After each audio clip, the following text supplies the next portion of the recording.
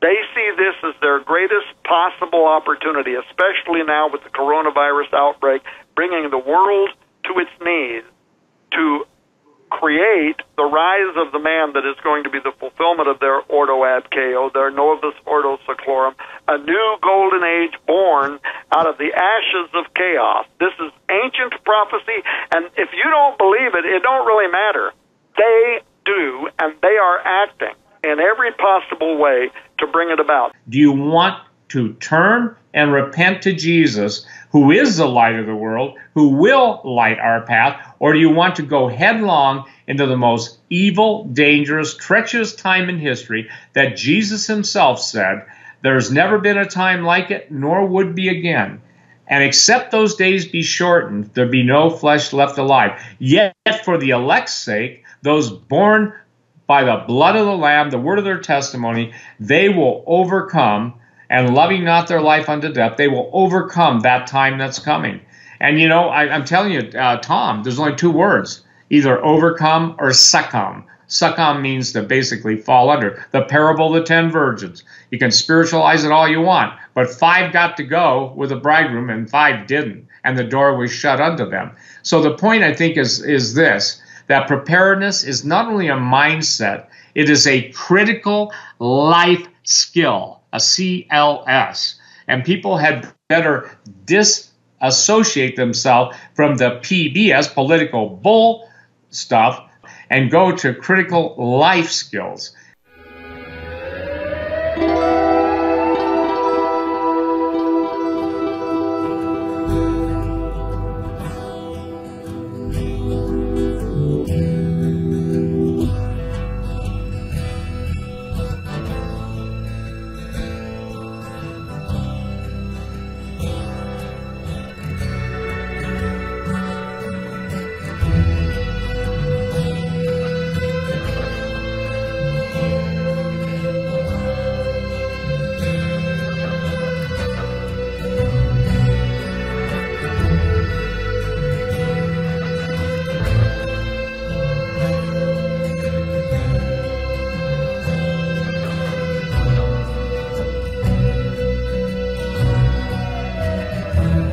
I think it's really a crisis point broadcast, because Jesus said the night comes when no man can work. And Tom Horn's new book, Shadowland, is talking about that time right up into the darkest period that's ever been on the earth or in the history of the world.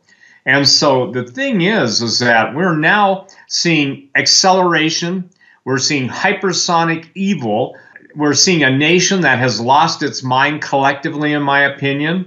We're seeing the absolute denigration and war on the living God. And so I'm going to bring Tom on right away. And here's the main question I've got for Tom to open it up. Tom, is a deep state, obviously Shadowland, are they using and going to use the coronavirus, the panic, the fear globally to implement the Antichrist system that we know is coming in the end times along with the government?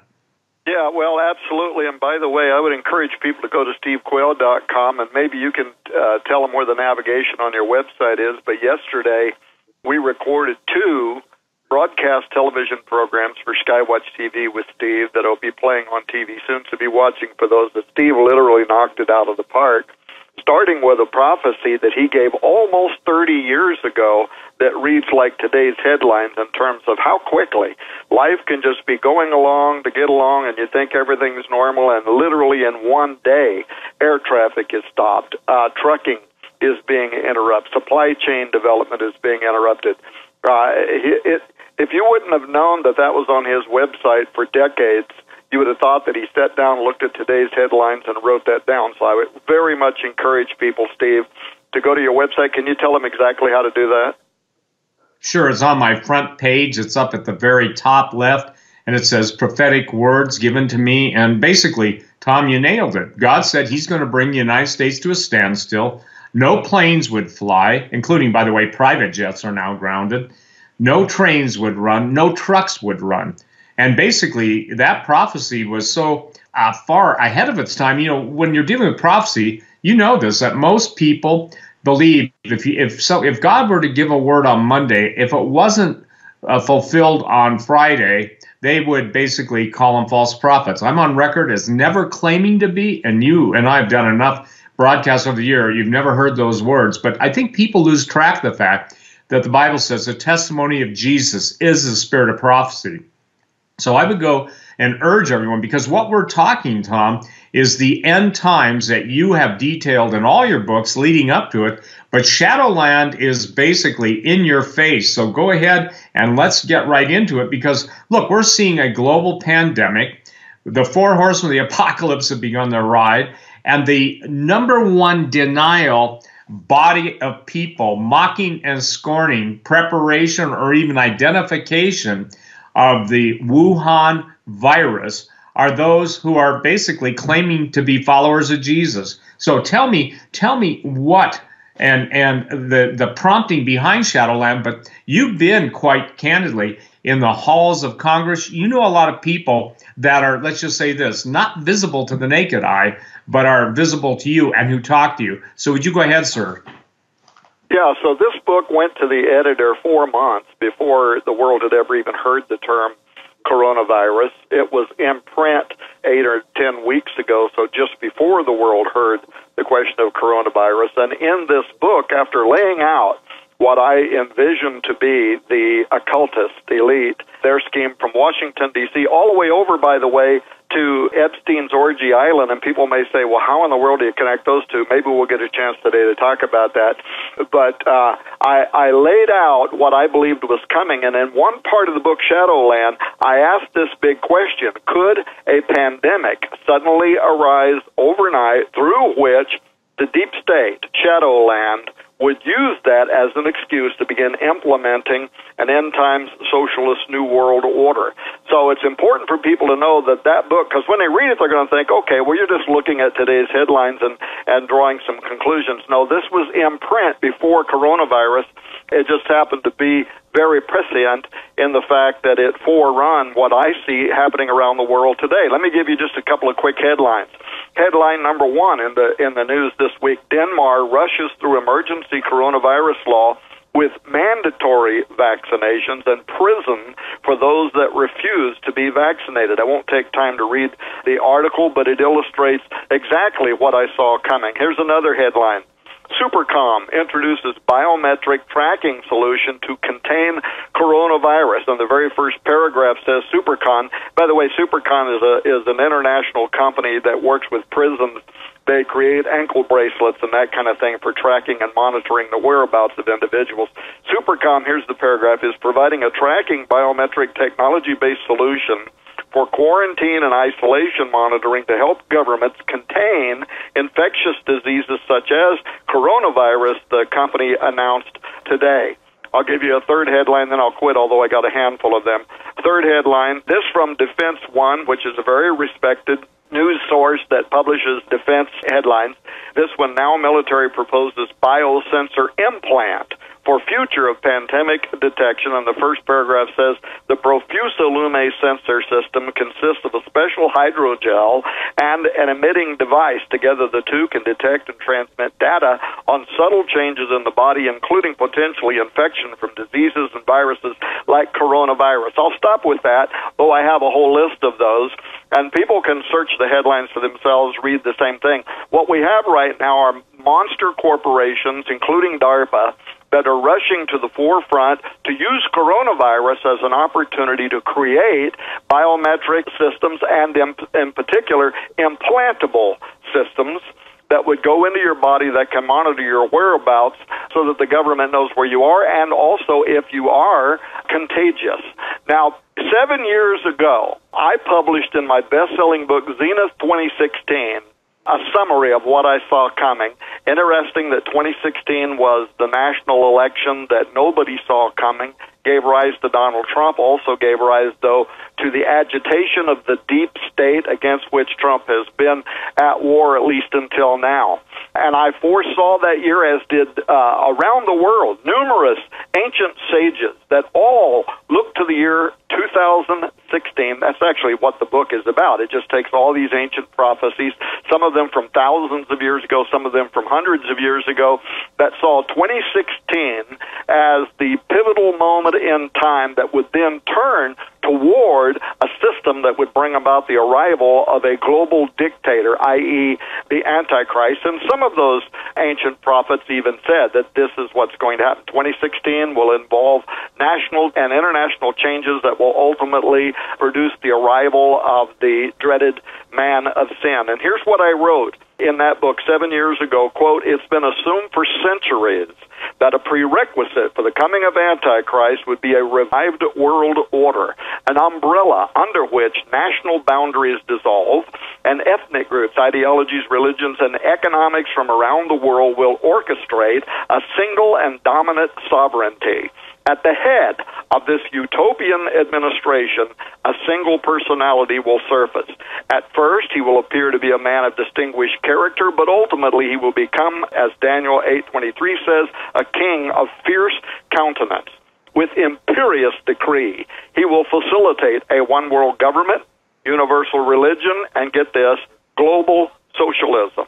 Those who refuse his new world order will inevitably be imprisoned or destroyed until at last he exalts himself above all that is called God or that is worshipped, so that he is God, sitteth in the temple of God, showing himself that he is God."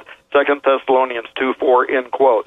So for some time now, for the better part of a decade, I have seen this moment coming. I have felt it in my spirit. I have dreamt about it in the middle of the night. And even other things, Steve, that you and I have both written, whether it's transhumanism or the book I released, 3 months ago, The Wormwood Prophecy. All of these, like you said in your almost 30-year-old prophecy, Steve, are signs of the times. There shall be signs in the heavens and in the stars and on earth, distress of nations with perplexity, men's hearts failing them for fear, Luke said, for seeing those things that are coming upon the earth. And if fear is not gripping the earth today, then I don't know what is. So to me, in order to accomplish the rise of Antichrist's final world order as it's depicted in Scripture, it has been my position for more than a decade. All of the signs that Tom writes about in Shadowland, all of the things he talks about, he lays it out in his very logical and sequential order. And we're there, Doug, because, again, my statement on your show, I think when we did it, was it last week on Thursday, was people don't want to admit, especially God's people, the lateness of the hour. I just received an email of a typical, well, I really like you, but, and you probably know what that means. And again, from a Christian saying, you've got to listen to this guy, and this guy. All the people that they want us to listen to are the mainstream people, some very prominent conservatives who are saying, number one, it isn't a bioweapon. Number two, and Alex Jones has changed his position too, that it's just a global fear to orchestrate the taking away of our rights. I'll agree with that. People that accuse me of that, and Mike Adams and others, fail to recognize one thing.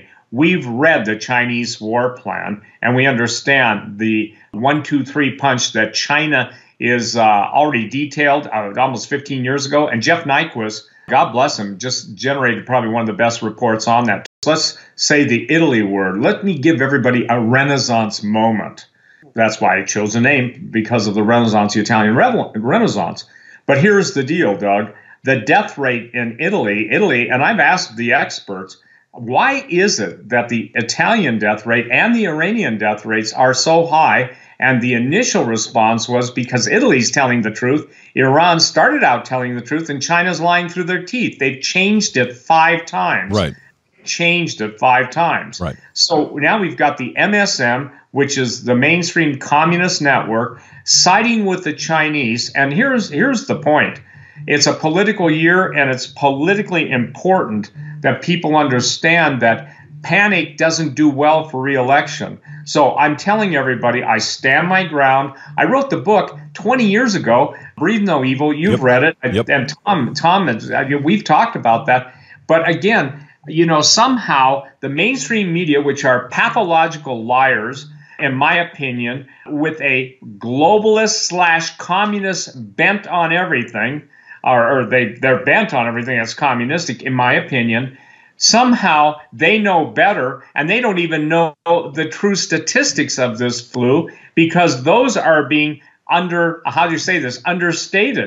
I know a man, and I'll just say this, in another country, won't even name it, who built the ovens. His name was presented to me, and he built the ovens, the crematoriums, the crematorium like trailers that China is using. They can burn 1,000 bodies an hour, and just to give you an idea, they're hundreds of feet long, and they bolt together in sections.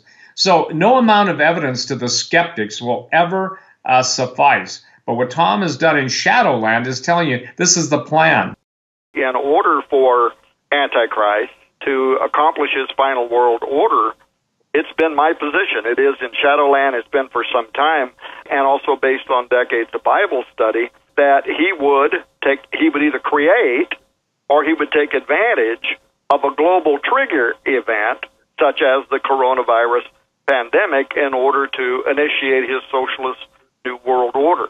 Before I make the point that got me in a lot of, it didn't get me in trouble as if I care, but it got me in a lot of news, including Newsweek magazine, a lot of other headline stories this last week where people were going berserk over the fact that I said that the coronavirus or a pandemic like it could lead to an implantable system, the mark of the beast. Before I talk about that, I would love to say something very quickly. This is really important to Americans who are listening, especially the millennial age young people that might be listening to this program, about what's happening right now that is pushing us towards what I think is an end-time government, socialist, Marxist dictatorship system, with it especially being pushed, but I think also now increasingly being adopted by some, both independents and also Republican members, but especially among the Democratic Party presidential aspirants, to use this latest pandemic to grow the federal bureaucracy to what I think are unprecedented end-time proportions. And, ladies and gentlemen, the fact that we are standing right now on the precipice of martial law. Today, Governor Gavin Newsom talking about how in California he is asserting his right to initiate martial law. New York City Mayor Bill de Blasio has been arguing this for the last 3 weeks or more, and saying that the best way to tackle the coronavirus outbreak would be for the federal government to take over, to nationalize. Folks, study history. That is a Marxist tactic. It's one of the very first things that a Marxist dictatorship will do for all of the private companies and federalize them. So that's being suggested to Donald Trump. And I do take note with special interest that in just the last week, Donald Trump has announced that he is moving under the War Powers Act. This gives the federal government broad power and authority to make all kinds of decisions that are typically only within the federal government's purview during, a world war or some other catastrophic event. So we're standing at a very important moment in time, and it's happening as an astonishing level of Americans say, and this especially goes out to the millennial generation who are saying that they're willing to give up their freedoms for a socialist Marxist system. In fact, a recent poll found that more than 70% of Americans now between the ages of 23 and 38 are likely to vote for a socialist in the presidential election in 2020. My heart breaks for these young people as they've been brought up in, academic and scholastic systems that have not taught world or American history, and they're completely unaware of what socialism, Marxism ultimately leads to. But it's definitely the first mega step towards initiating a system over which Antichrist, according to Bible prophecy, is going to rule.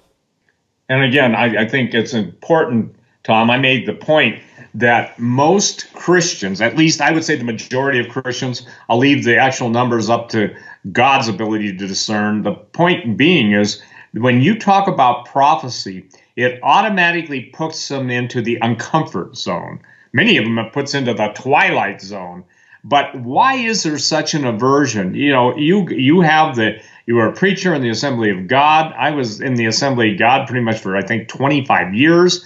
But, you know, even then they were open to a little. But right now, it's not, quote unquote, fashionable. It's not even pretty much, with few exceptions, it's everybody's trying to excuse the times instead of saying to God, thank you for telling us what the times would be like. Will you address that? Because that's a huge, huge problem. Absolutely. So here we are, right? Here we are in the middle of a global chaotic situation.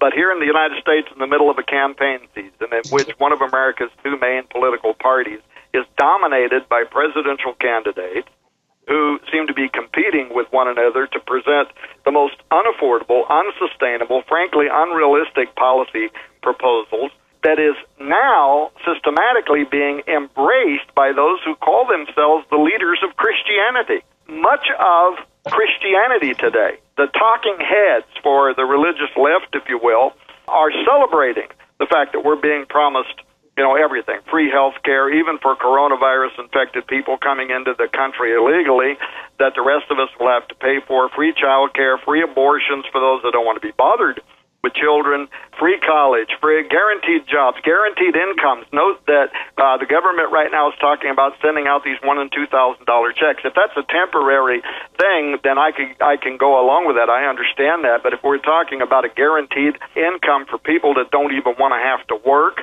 affordable housing. So this means you're going to mandate to people who own rental properties and housings that they can't charge rent over and above whatever the government mandates, instead, as opposed to whatever the market would determine. Reparations for a variety of groups with all kinds of political correctness grievances. And that doesn't even scratch the surface, by the way, of the mind-bogglingly ignorant pie-in-the-sky Green New Deal, which is so ludicrous that even liberal pundits are admitting that it's going to put their presidential candidates in trouble if they speak of it publicly. Just don't talk about it until you're elected, and then we'll begin the implementation of what's going to absolutely wreck the economy for decades to come. And yet much of this is being embraced by the Christian left. And I'll talk a little bit more about that in a moment if I get a chance. But it brings us back to the big question.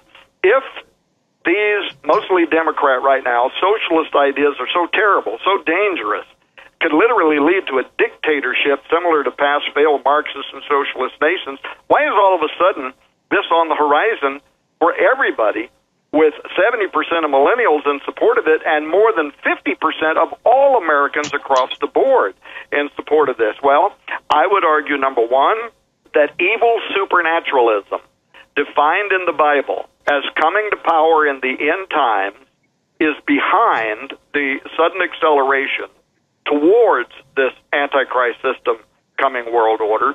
And number two, I have for years predicted, and more lately in the last couple of years, and then especially in the book Shadowland, what I've called a trigger event, or a series of trigger events that would bring the world to its knees in willingness for somebody or something, Steve, to deliver us all. Now, here's the question. Some in the media have been taking me out of context. Several of them literally changed what I said on the Jim Baker show last week, and they're saying Tom Horn says coronavirus is the mark of the beast. Well, of course, that's BS. I never said that.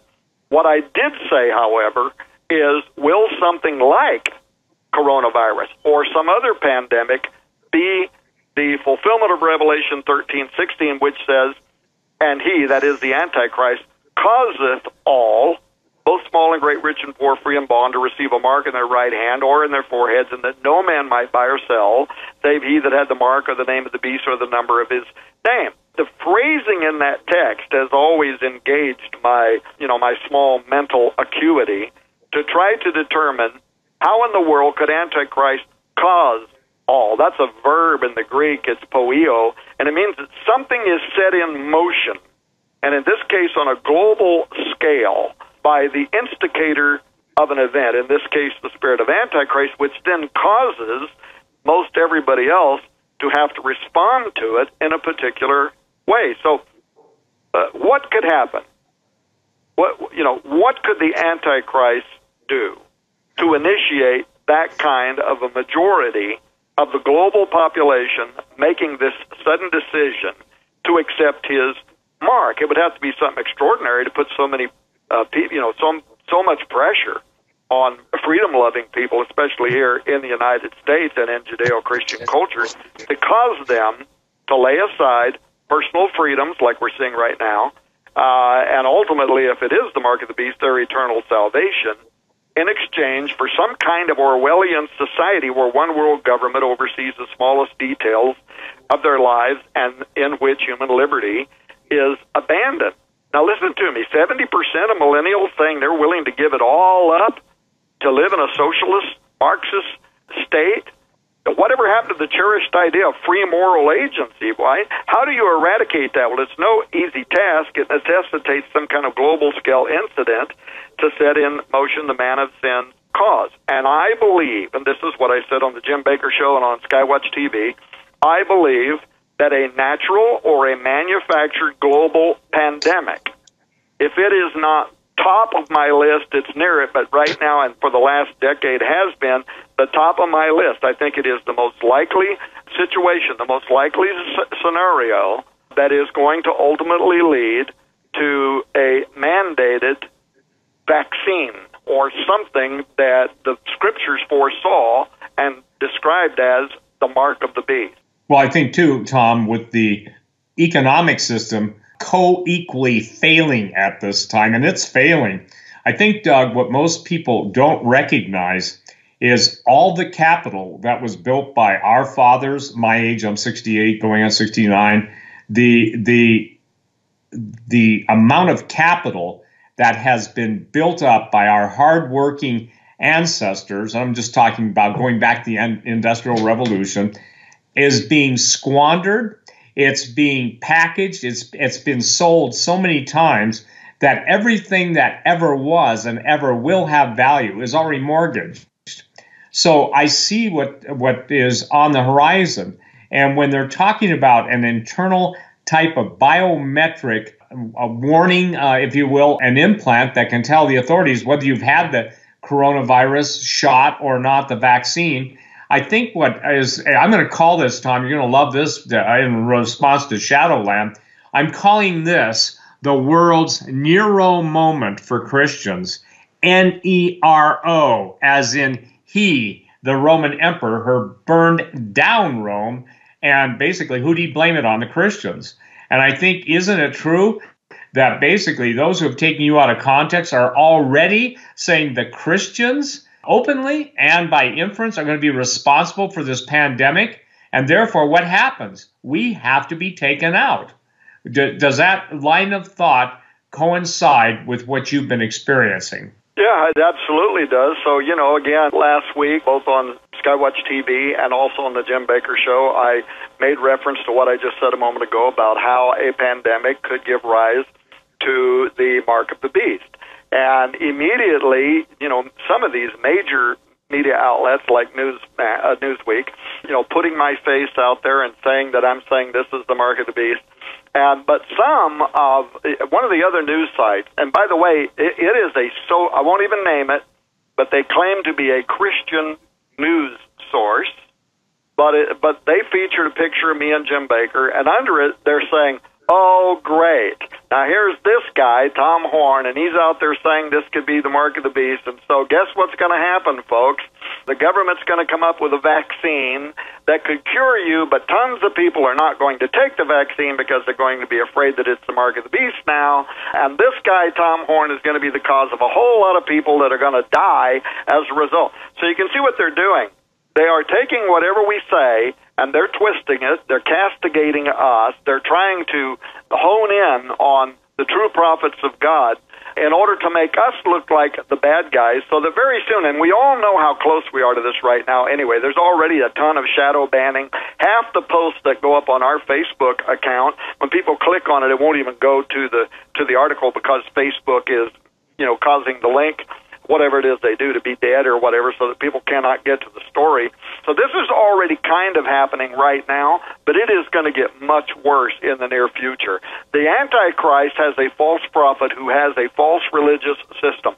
They're going to be the ones who are allowed to speak in terms of religious tones, to speak for the government, for the Antichrist. But people like us, there's a different plan in place, and it's going to mean that we are going to be dead. Now, by the way, something that just came to me a moment ago, I'm going to jump off and then right back onto the subject matter here. But while you were talking, Steve, it made me think that this huge push to divest from China, I'd like to hear Doug talk about this too, could be the second trigger event, because don't forget, something causes who Bible scholars believe is China to act out of desperation and become the king of the East in Revelation 9. And a lot of people have been saying, well, you know, China would never stop the inflow of antibiotics into the United States, which their ambassador threatened to do a few weeks ago now. But they would never let that happen because they depend so much on America and Americans and our government contracts with them to produce all of the stuff that we're buying from them. So we're this great whore, I guess, you know, that may have been described in the book of Revelation, that they're doing, you know, work with the merchants of the sea and all that. So China is never going to, you know, just full frontal attack the United States because they depend on us and our wealth. But now, think about this. There are bills that are going before Congress this week to begin divesting from China, to put the United States in a place where we no longer depend on China for much of our products. Well, you know, on the one hand, that's great. I'd love to see us do that because I don't like being dependent upon China for some of our necessary goods. But if we abandon them and we're their great source of income and business, maybe we put them in a position where they fulfill Revelation 9. I'll jump right back over onto the Christian side of this in a moment, but that just came to me, and I wondered what you guys, Doug, what you and Steve think. Is that a possibility? The short answer, at least in my view, to that is yes.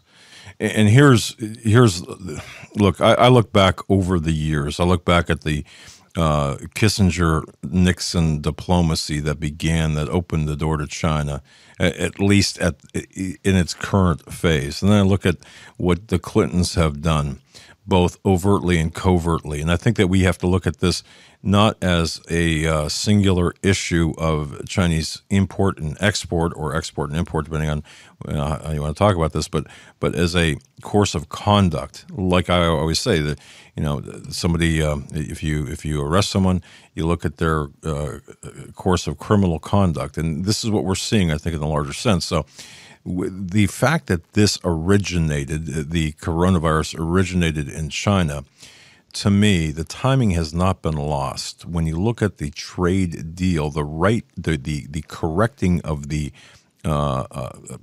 by Donald Trump, correcting the deficits. This is almost like gangland stuff, where you've got, and I don't want to be verbose about this, Steve and Tom, but really I think it deserves an explanation. When you've got kind of like in the Godfather movies, when you've got all of the business, being conducted by this one family, and if you don't deal with that family, then you're in a whole world of hurt. This is what I kind of see with China. Now, you couple that with the secrets, the military stuff that China has obtained, compliments of the Clintons and others, then you have a force multiplier in that respect. So we have built China up militarily, while they are charging us out the wazoo for our imports, and what we export to them, they are pretty much taking advantage of us. Donald Trump comes in and says, no, we got to fix this. And then all of a sudden, here we are. Now we've got this issue with this Wuhan Chinese coronavirus. Timing, interesting. Can I prove it? No. But I'll tell you what, I don't like what I'm seeing. And I do apologize for a little bit of jumping back and forth, and I promise the audience that in a moment I will finish the two open subject matters that I started talking about and leaped off of, but that had just come to me because that too has been a question for a long time. If we have such a great relationship with China, what would cause them to fulfill the Revelation 9, basically a declaration of war, the kings of the East, against Israel, which is, our friend in the Middle East, which would then mean against the United States. What could cause that to happen if they're so dependent upon us? And now we see this big push to divest from investments in China. And Steve, if I can interject this, Steve and I were talking yesterday off air. Steve, I'm so glad you talked about this. China can't feed its people, period. And you could put a flipping big period right after that sentence. I remember back in 78, 79, there were bumper stickers, and I had one on my car. And this related to Russia, communist Russia, a barrel of oil for a bushel of wheat. And this is kind of the same thing we're seeing today without the acquiescence by our government to a communist dictatorship at that time, the USSR. So go ahead, Steve. Well, I think that the problem is most Westerners don't understand how China sees the United States. Their generals, they've written white papers, they've written pronouncements that if every man, woman, and child is done away with through weapons of war, which biologicals play a big part in, they have no constraint, or it doesn't bother their conscience. The reason why that is China believes it's their destiny to rule the world. Also, it's interesting that they claim, as Tom would know, and I think I've said this to the audience, the Chinese believe they are the descendants of the sky dragon. They came from the dragon in the sky. Seems to me some of the people that we're seeing in entities in the book of Revelation are the dragons that are coming back from the sky. That's just a quick point of reference. But the Chinese white papers talk specifically about their plans to attack. They never use a singular bioweapon. They use almost a bacon, lettuce, tomato sandwich version. They use an initiatory bioweapon that has a extended incubation period. Then just when the symptoms start showing up and the carrier, if they're a super spreader, in other words, the carrier's immunological system is strong enough to block it, but isn't strong enough to keep them from becoming, super carriers and shredding the virus. Then they followed up with a second virus. And from my sources, who, by the way, I'm getting challenged every day on, they're saying point blank, look, Z1 virus is absolutely a secondary virus that's designed to pick up after the first virus, and that's what's causing reinfection. You think about if someone gets over virus number 1 to become reinfected with virus number 2, that kind of goes against the laws of immunology and also common sense. So when the Chinese white papers go into great detail how it's going to be a threefold attack, even yesterday, China said that if the U.S. military doesn't get out of the Chinese, South China Sea, they're going to basically hit our military assets, our naval assets, with an EMP. And first of all, they said a nuclear weapon. Then they changed it to, well, we have lasers, too, that can do the same thing. So, Tom, I think the kings of the East are very much in play. Japan has just fielded one of the most sophisticated submarines in the world that uses lithium batteries. And there's nothing like it. The range has never been achieved. It's the most silent submarine and deadly. The Japanese don't say much, but they have incredible weaponry that even, I think, would make the Pentagon blush. And Japan doesn't tell anybody everything. Yeah, well, that's interesting, Steve, and I have not read it yet, but there was a headline, and I actually set it aside to read after we do this program, in which it said coronavirus is not one virus, it's actually 3 viruses. I don't know if you saw that, and I don't know what the sourcing for that is, but it's very interesting that you bring that up. It's also interesting, Doug, that you bring up the connection between the Clintons crime family and China, and maybe in the second hour when we get time, we'll come back and we'll talk about some of that, because there is significant occultism at operation here. And I'm not just talking about superficial stuff. I'm talking about all the way over to human sacrifice, because I believe that they are trying to call forth the spirits of the underworld now for this system. But if I get a chance, I'll talk about that in the second hour. I know we're going to go to a break in 10 or 15 minutes or whatever it is. Let me see. I have 2 open questions that Steve asked me. One has to do with Christians turning against Christians, and I do want to say some things about that because that too is prophetic. But then I want to finish what I was going to say about how a pandemic could lead to the mark of the beast. I started it, I didn't finish it. Here's what I want to say. According to the Global Health Security, or the GHS Index, which was compiled by scientists from Johns Hopkins University Center for Health Security and the Nuclear Threat Initiative, a deadly pandemic influenza could kill 80 million people worldwide or more. Now, many of the listeners maybe are familiar with this idea. This goes back to a few years ago when the World Health Organization was doing this hypothetical study into what they called Disease X. And much of coronavirus fulfills the scenario. They say, reportedly, it began with animals, bats, that kind of thing, moved over and, somebody in a lab in Wuhan, China, caught it, then it somehow escaped the lab, it got out of the wider population, all of that.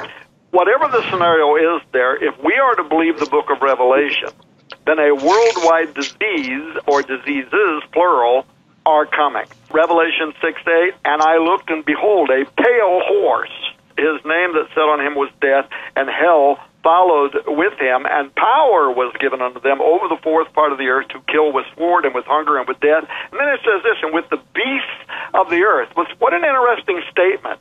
I mean, are people going to be attacked by a bunch of mountain lions, or is this talking about something else? The word there, beast, is therion, which frankly can be translated tiny beast or miniature beast, a diminutive of thera, or beast, and literally means potentially microscopic beast. In Revelation 13, it's also referred just to refer to the man of sin, implying brutality and savagery, what he sets loose upon the earth.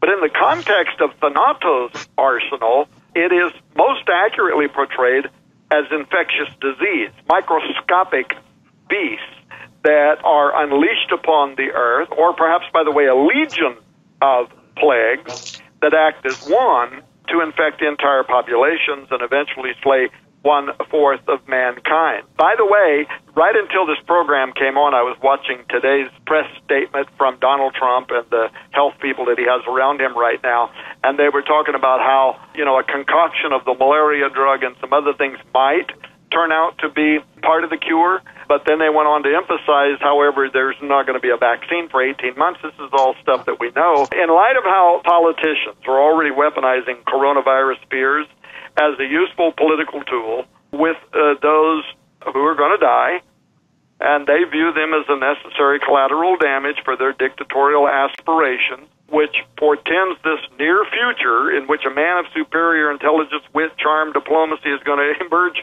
on the world scene as a savior. Antichrist is going to play into all this messianic angle. He's going to do it very cleverly. Let me give you these before we go on a break. These similarities, because I want you to watch for these. The world right now is being brought to its knees.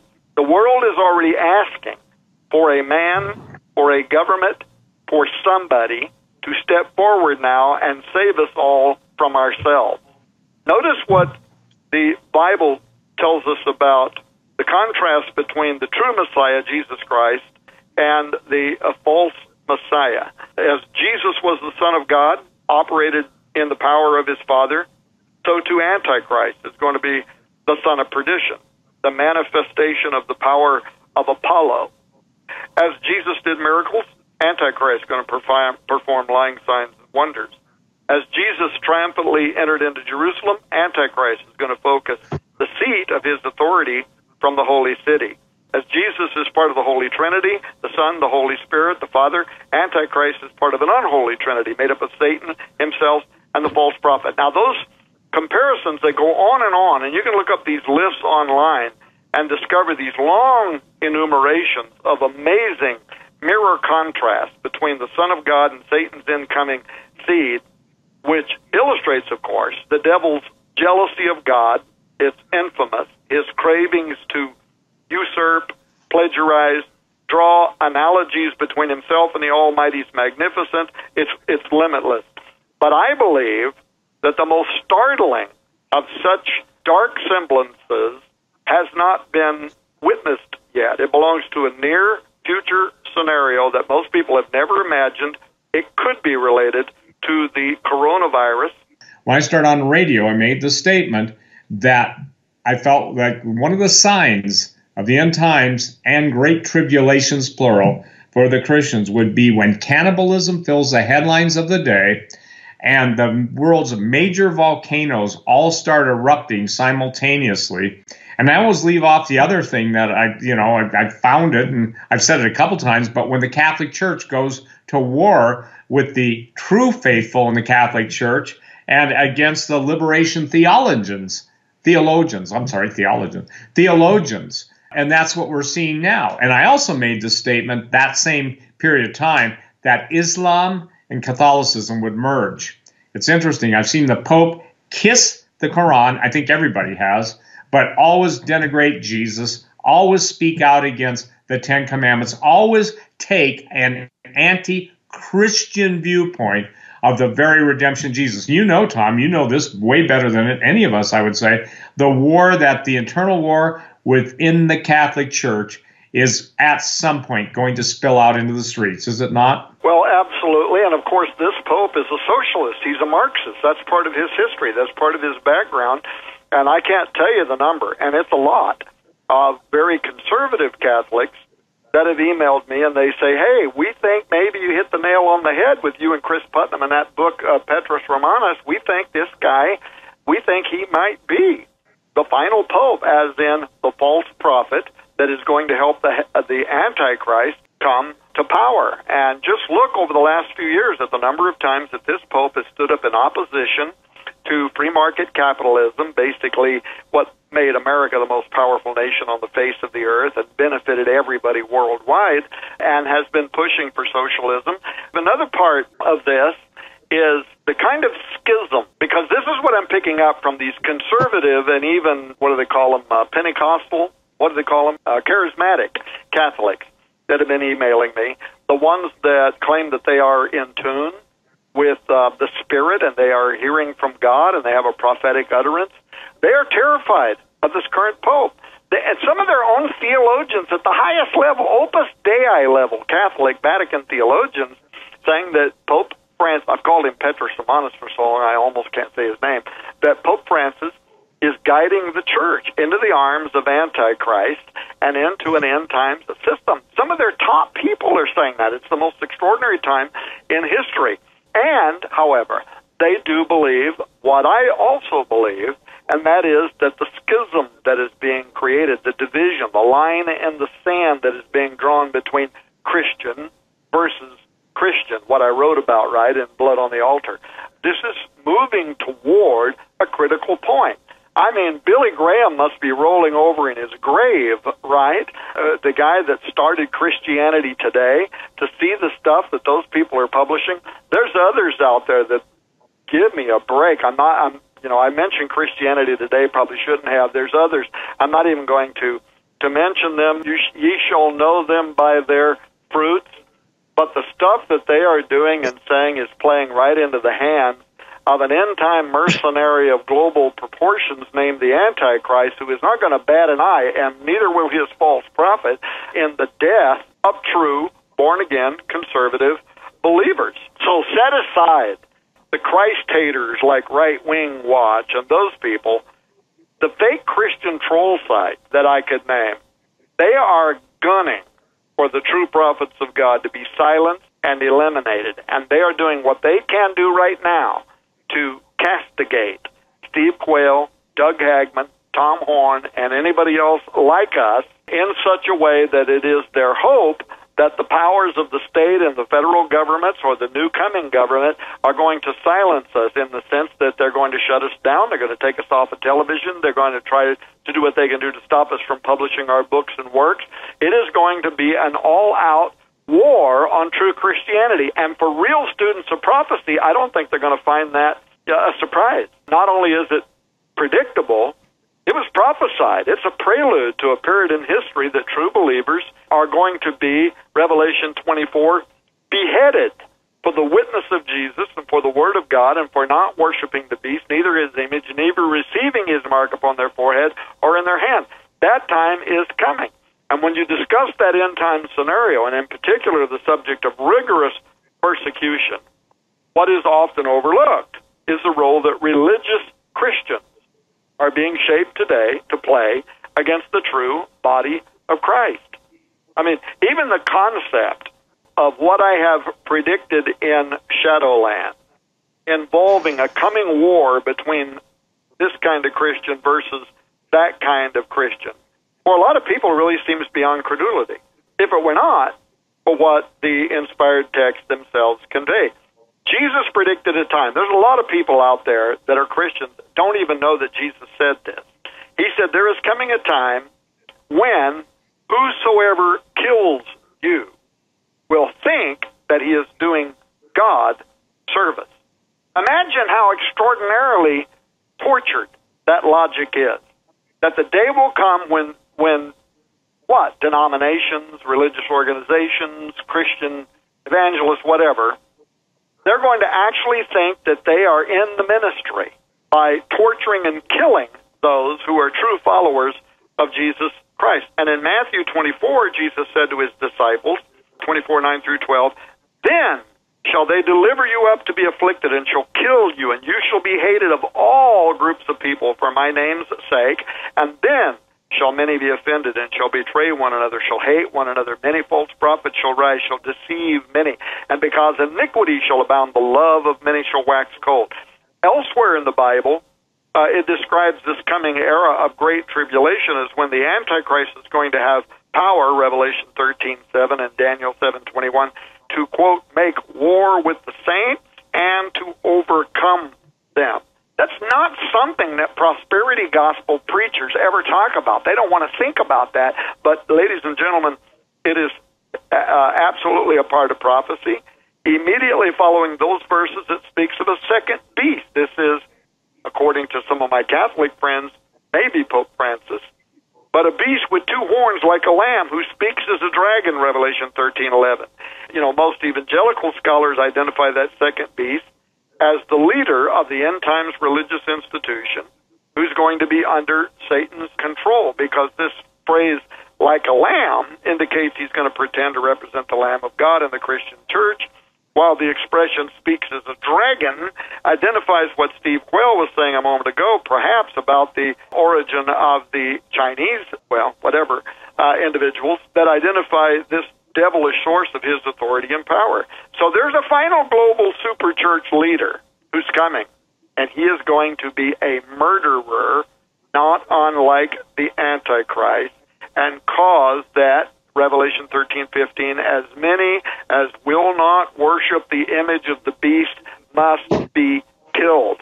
So the book of Revelation outlines how the political figure of Antichrist derives ultranational dominance from, guess what, the world's religious people, through the influence of fake Christianity and of an ecclesiastical leader called the false prophet, who is not going to hesitate to swim in the blood of genuine saints of God. As we speak, we have Holy Spirit devoid church attenders. Their spirits are demonically infused with religion. And these are the ones that are going to constitute Antichrist, apostate religious political order connected to Mystery Babylon. By the way, earlier Doug mentioned Hillary Clinton. We could go into how that might also connect to Mystery Babylon in Revelation chapter 17. But that said, as unfathomable as all this may sound, these are going to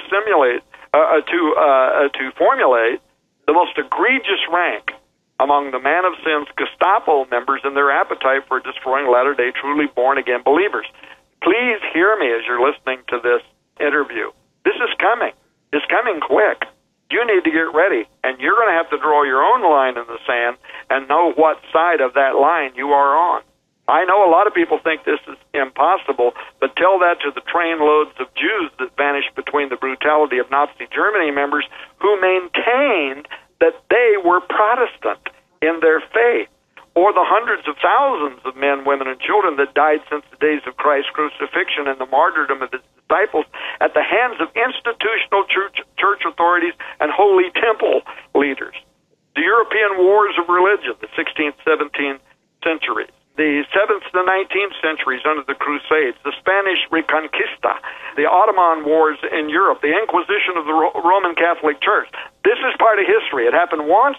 The Bible says it's going to happen again, because now what was old is new again, And there is a militant spirit of evil that is pushing through the veil toward a final supernatural conflict in which blood is going to flow to the horse's bridle, and violent clashes over matters of faith are going to come to the boiling point around the globe, I believe.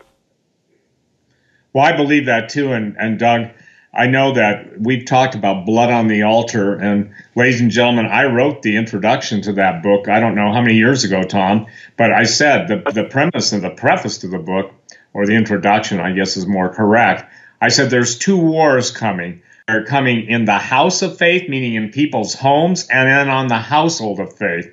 And listen, unbelief will always persecute. It's been from the times that you just laid it out. Unbelief will always persecute those who hold a faith in Jesus and trust him. Jesus said they hated him. They hated me, Jesus speaking, excuse me, without a cause. They'll hate you. They persecuted me. They persecuted him. Or they persecuted him. They'll persecute us. And so the thing is that I think that that's going to be the dividing line. And we see our brethren slaughtered. We see our little brothers and sisters in Jesus. By the way, that's the firstborn. Most people said, well, if your analogy of Exodus is right and the plague of darkness follows, maybe we should talk about it, because a shadow is a forerunner of darkness. And when Tom lays out the occult and mystical roots of shadows, wait until the darkness falls. But, instantly, Tom, you know what? Rachel wept for her children because they were not. America's Christians don't even weep for the firstborns. The abortions, everybody, most of them, probably 99%, are the firstborn. So the devil reversed the order and just mocked God there too. Do you get that, Doug? Am I speaking correctly, Tom? Yes, absolutely. So the blood, it is an issue of blood. For us, the Christians, it's the blood of the Lord Jesus Christ. For us Christians, it's the infilling of the Holy Spirit. And I will just say this, Tom, with the lack of people willing to stand up for Jesus, but to lay down with the Antichrist, i.e. the Pope. I don't know if you saw the story, it just came into me. One World Church, all regions signed the agreement. They got together, the One World Church, and they all signed on, and you could see all the mystics and the talismans and everything else. Ladies and gentlemen, you're not going to, how do I say this?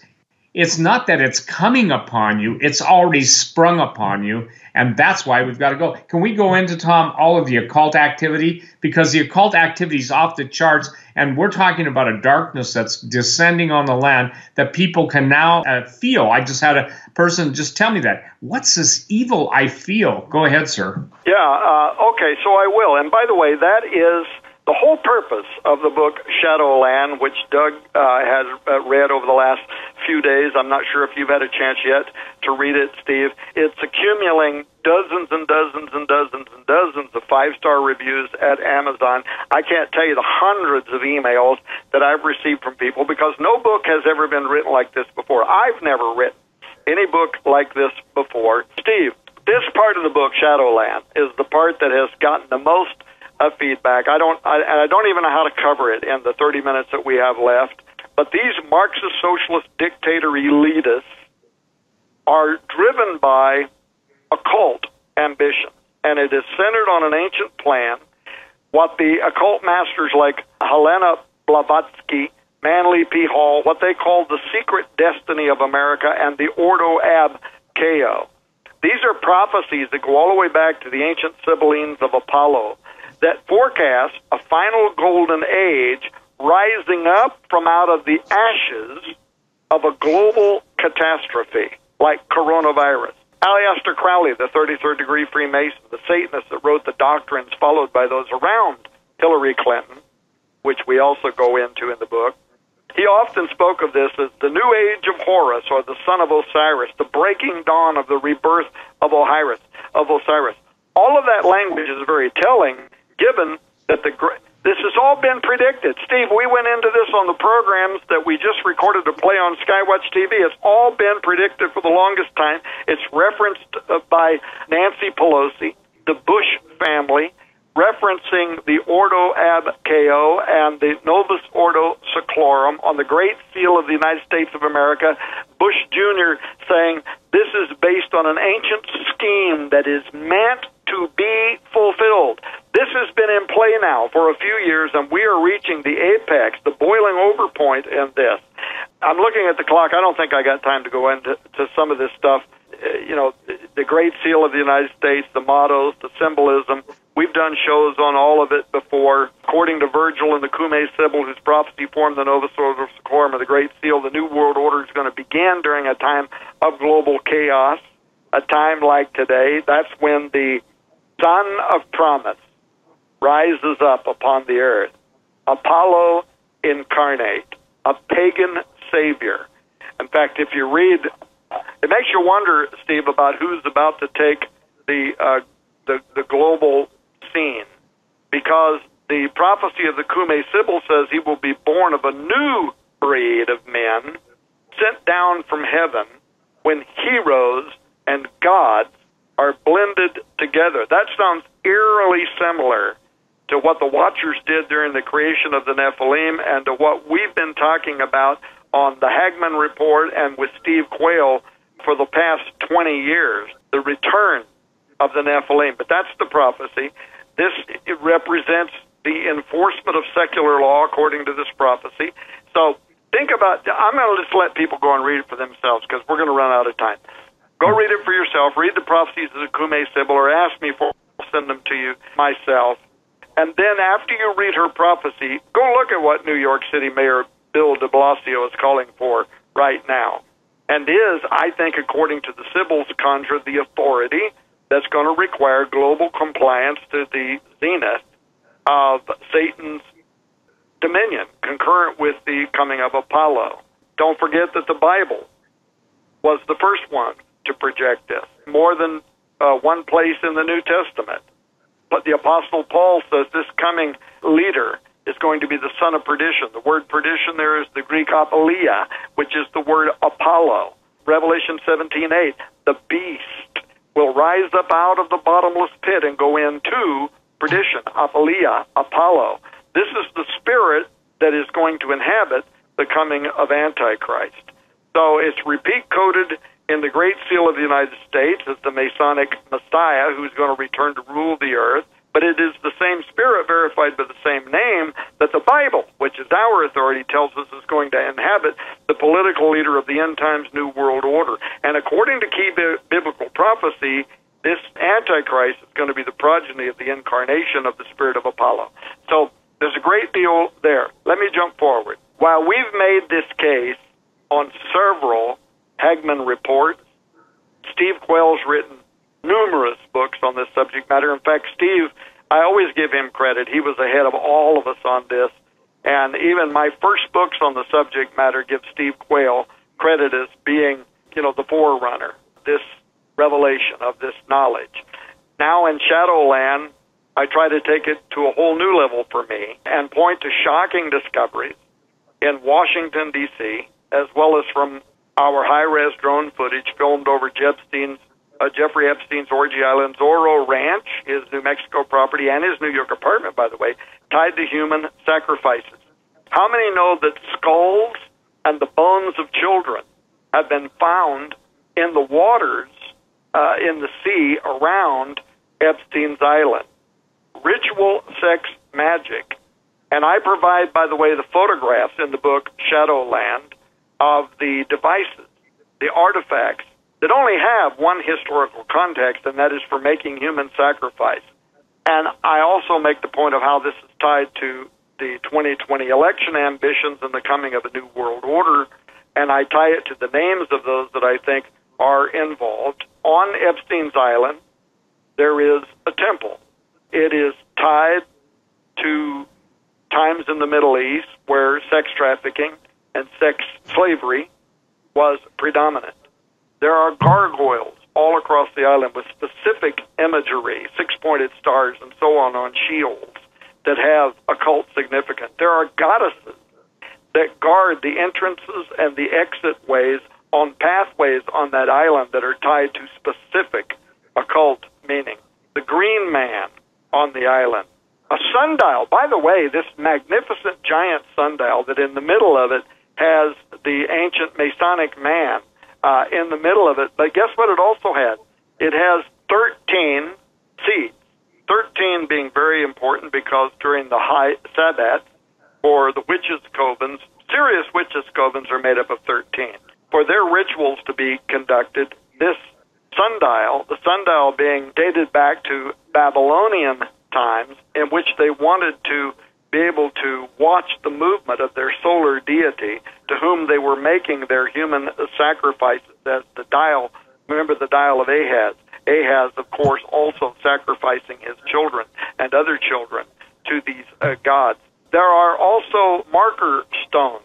These are very significant. I go into it in the book. I provide photographs in the book that mark the open times, the occult times of the sundial.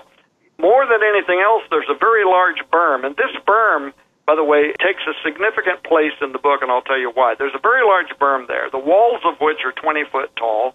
There's only one entrance into the berm.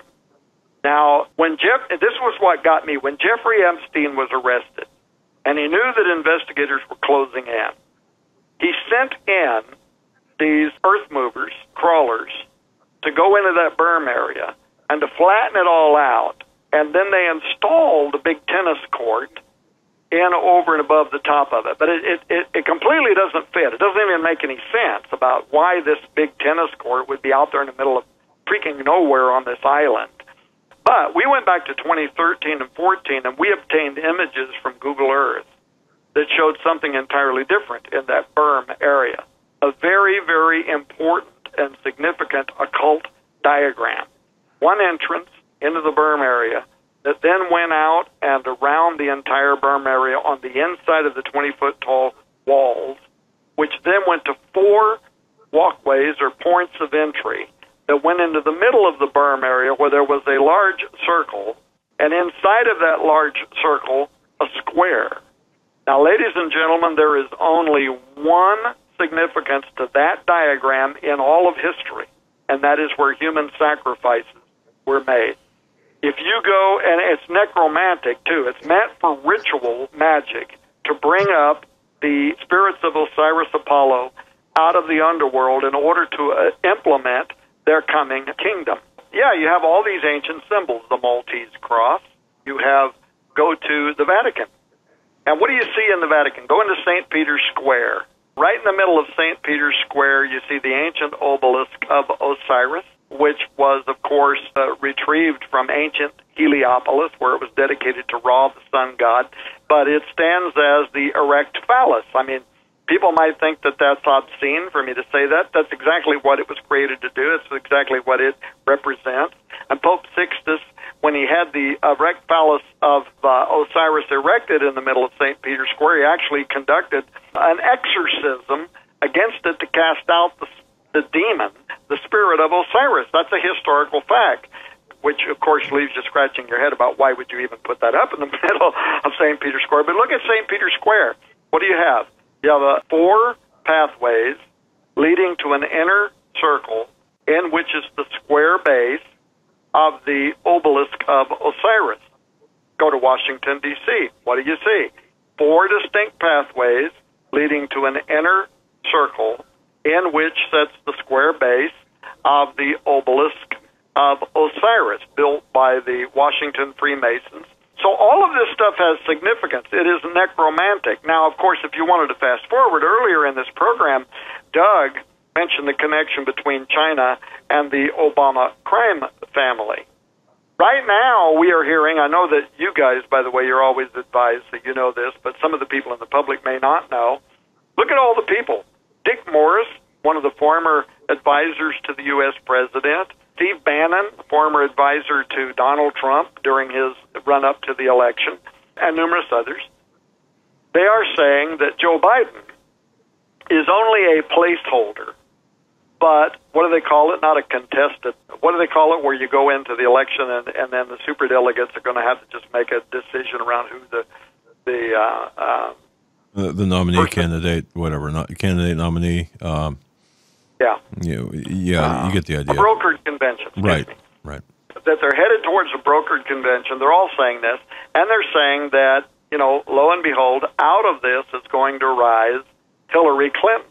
Now, why is that important, and what does that have to do with what I'm talking about? Well, because we uncovered significant evidence that at Jeffrey Epstein's orgy island, human sacrifices were made, but it also involved the presence of, well, let's just say, former highly placed government officials. And some of these are connected to dark prophecies in the 1950s here in the United States of America. You had, the founder of the Jet Propulsion Laboratory. You had the founder of the Church of Scientology. These guys were devotees of Aleister Crowley's dark occultism. Crowley, almost 100 years ago, had conducted an experiment that he called the Amalantra working, in which he hoped to open a gateway, a doorway, that Steve Quayle has written significantly about, that would allow an essence, a spirit, to come through from the other side into this reality. Well, Jack Parsons, L. Ron Hubbard, they were devotees of his.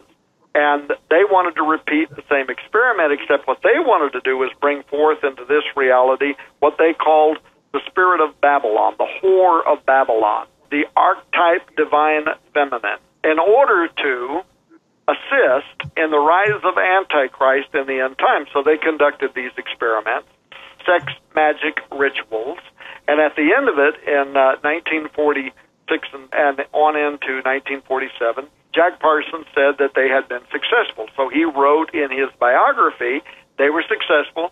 They brought through this spirit, the whore of Babylon, that became incarnate in a female child that he said would be born within 1 year, and she would grow up and help the Antichrist come to power. 1947 rolls around. 1 year later, lo and behold, a woman is born. A female child is born. She would grow up to become an internationally known feminist that has the opportunity to influence the 2020 election of this year, none other than Hillary Rodham Clinton. But in 1948, Jack Parsons wrote another book called The Antichrist. And in that book, he made this astonishing statement that I found and I published in our work. At the end of 1948, when this child would have been about 1 year old, she came to him in a vision. And she said, I am alive, and I am going to help the Antichrist come to power. And oh, by the way, my name is Hilarion. That's in one line in Book of the Antichrist, written 72 years ago. So I ask people in our work, to consider the statistical probabilities. How many people would have been born in 1947? Hilarion is the archaic Hillary. So how many people would have been born in 1947, named Hillary, that would grow up to become an international feminist, that has the power and ability to influence the next American election, to be the president, the vice president, or to influence it in some way? And in the book, I list a whole lot of other, little, bullet points, if you will. Statistically, it's beyond improbable. So now, all of a sudden, we have all these guys that should know, people like Dick Morris and Steve Bannon, saying, guess what? There is a secret scheme. There's a plan that's in play right now behind the scenes towards a broker convention for the Democratic Party to bring Hillary Clinton back into the game. And by the way, this probably wouldn't take either one of you guys by surprise. She will be 72 years old, and 72 is the highest marker in occultism as it is connected to the coming of Antichrist and the final world empire. They see this as their greatest possible opportunity, especially now with the coronavirus outbreak, bringing the world to its knees to create the rise of the man that is going to be the fulfillment of their Ordo Ab Chao, their Novus Ordo Seclorum, a new golden age born out of the ashes of chaos. This is ancient prophecy, and if you don't believe it, it don't really matter. They do, and they are acting in every possible way to bring it about.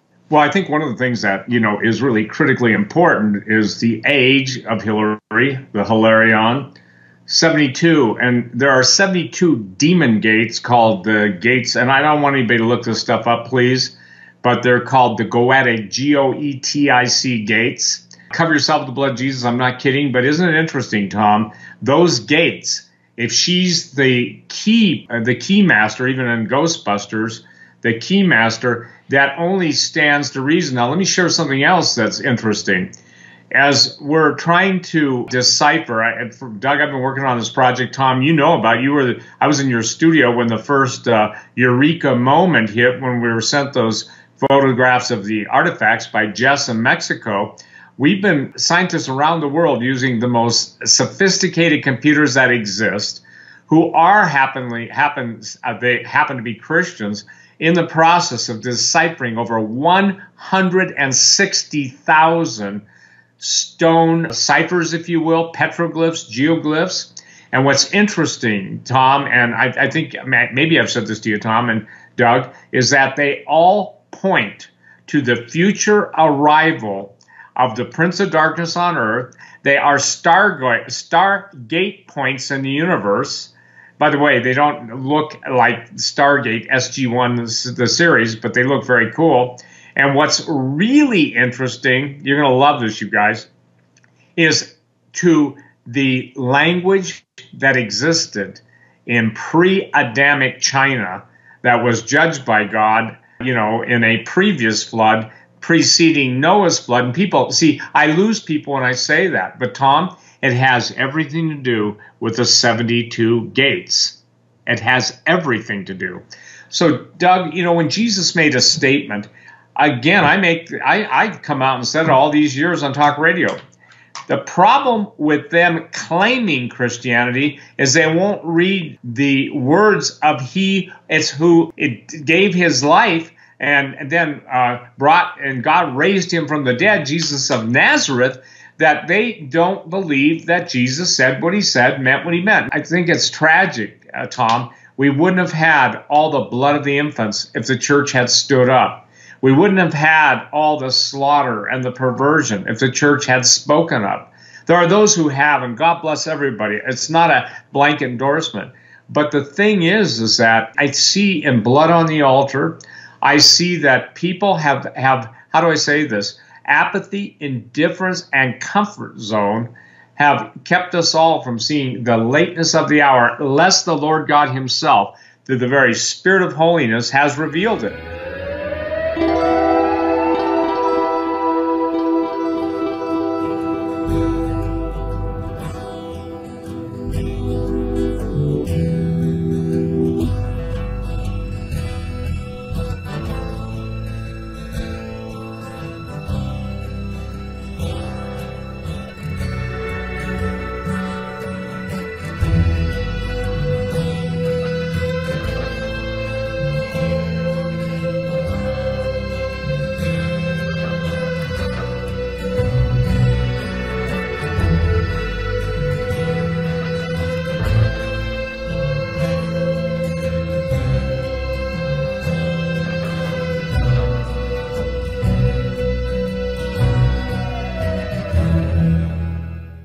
What we're watching all over the world and pretty much focusing, we're talking about an orchestrated effort, in my opinion, by the movers and shakers and the powers of darkness in the shadows, positioning all the different events for the ultimate one world government. We know that Bill Gates is postulating that everybody needs a COVID-19 ID. Tom Horn has written the book Shadowland, and today we're going to talk with Tom about just why none of the power brokers have gone to jail. We know Jeffrey Epstein should have been placed in protective custody, but powerful people, Doug, are aware and afraid of who knows what on whom. Ghislaine Maxwell, his girlfriend, the woman claimed by many to be the procurer of young women, all the stuff with Epstein's Island, the concrete that was poured to cover up literally, who knows, hundreds of the bodies that speculated of children and others. The narrative of Q, which, by the way, I don't accept. I know there are people that do. Nothing has happened since every day is tomorrow. Tomorrow it's going to happen. Tomorrow it's going to happen. So I want to go to Tom Horn and say, Tom, in your opinion, and you have done the research on all the most powerful people in the world, why, in your opinion, has no one been brought to justice?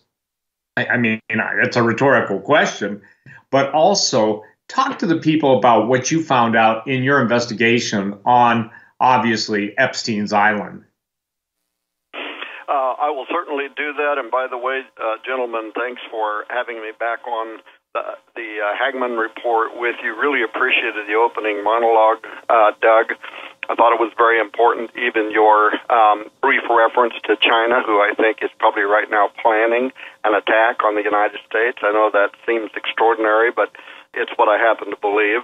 You know, over the last 2 weeks, I've been on the phone with different prophecy experts that I have a lot of respect for, in addition to you gentlemen.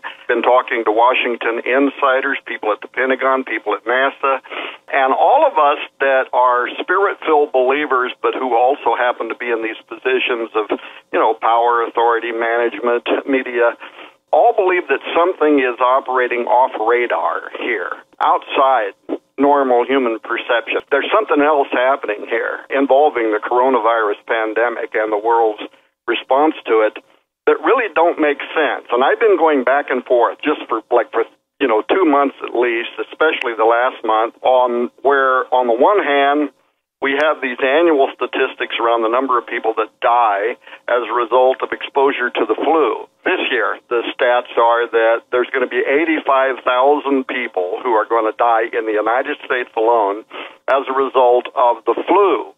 Today, as we are recording this program, we just passed 5,000 that have died from coronavirus, and yet, in an unprecedented way, we have shut half of the world down over something that so far, and by the way, with all respect to everybody that's suffering as a result of sheltering in place, the number of people that are sick, the number of people that have died so far, but if you compare coronavirus to the pandemics that we've experienced for the last 100 years that come around, every 2 to 4 years we have another pandemic, we have another virus that spreads across the world.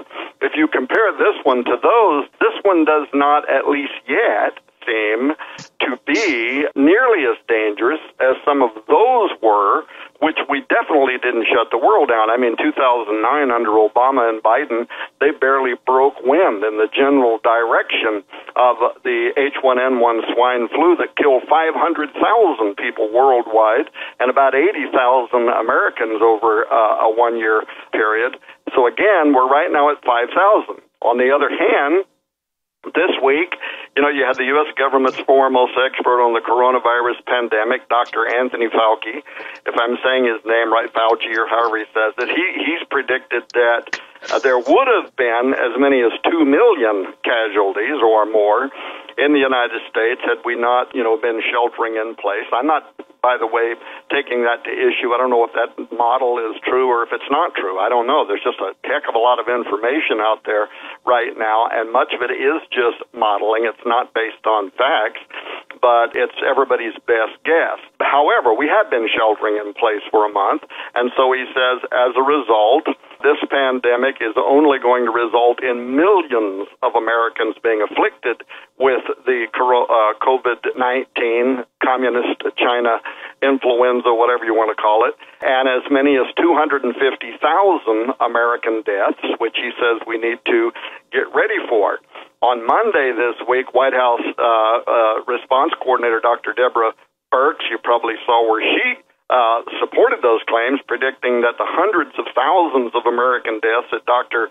Fauci says is coming is what she called a best-case scenario, and that's only if we do everything exactly the right way. So, look, we at Skywatch TV, Defender Publishing, Eden's Essentials, Whispering Ponies Ranch, all of us are taking a very careful approach, and we are our protocol is basically better safe than sorry. What is the backstory?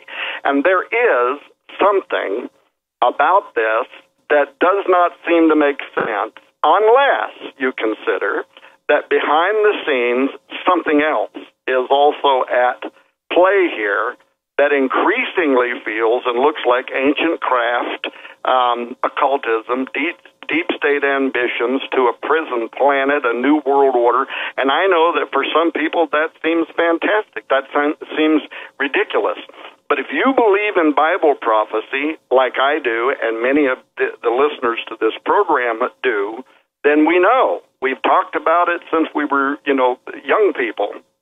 A day is coming in which some kind of chaotic event is going to sweep the world, and it is going to infuse, it is going to become the dynamite, around a movement to establish a new dictatorial world order over which the man of sin, the Antichrist, as he is called in the book of Revelation, is going to rise up upon the world scene.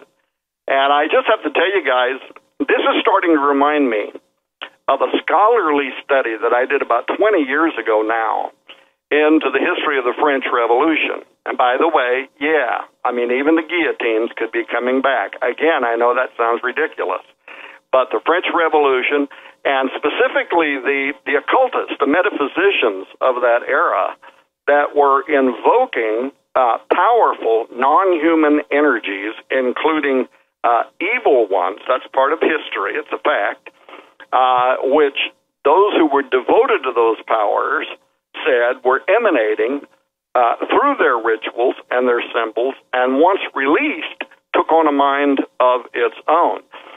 Writing about the Masonic involvement, for instance, in the French Revolution, Gary Lachman, the popular author and historian, he made an extraordinary important observation about what he called immaterial destructive forces, which had unseen plans of their own, which were released as a result of occult politics during the French Revolution. This is just a short comment, but I want to read this to you because it's really important. Note what he says.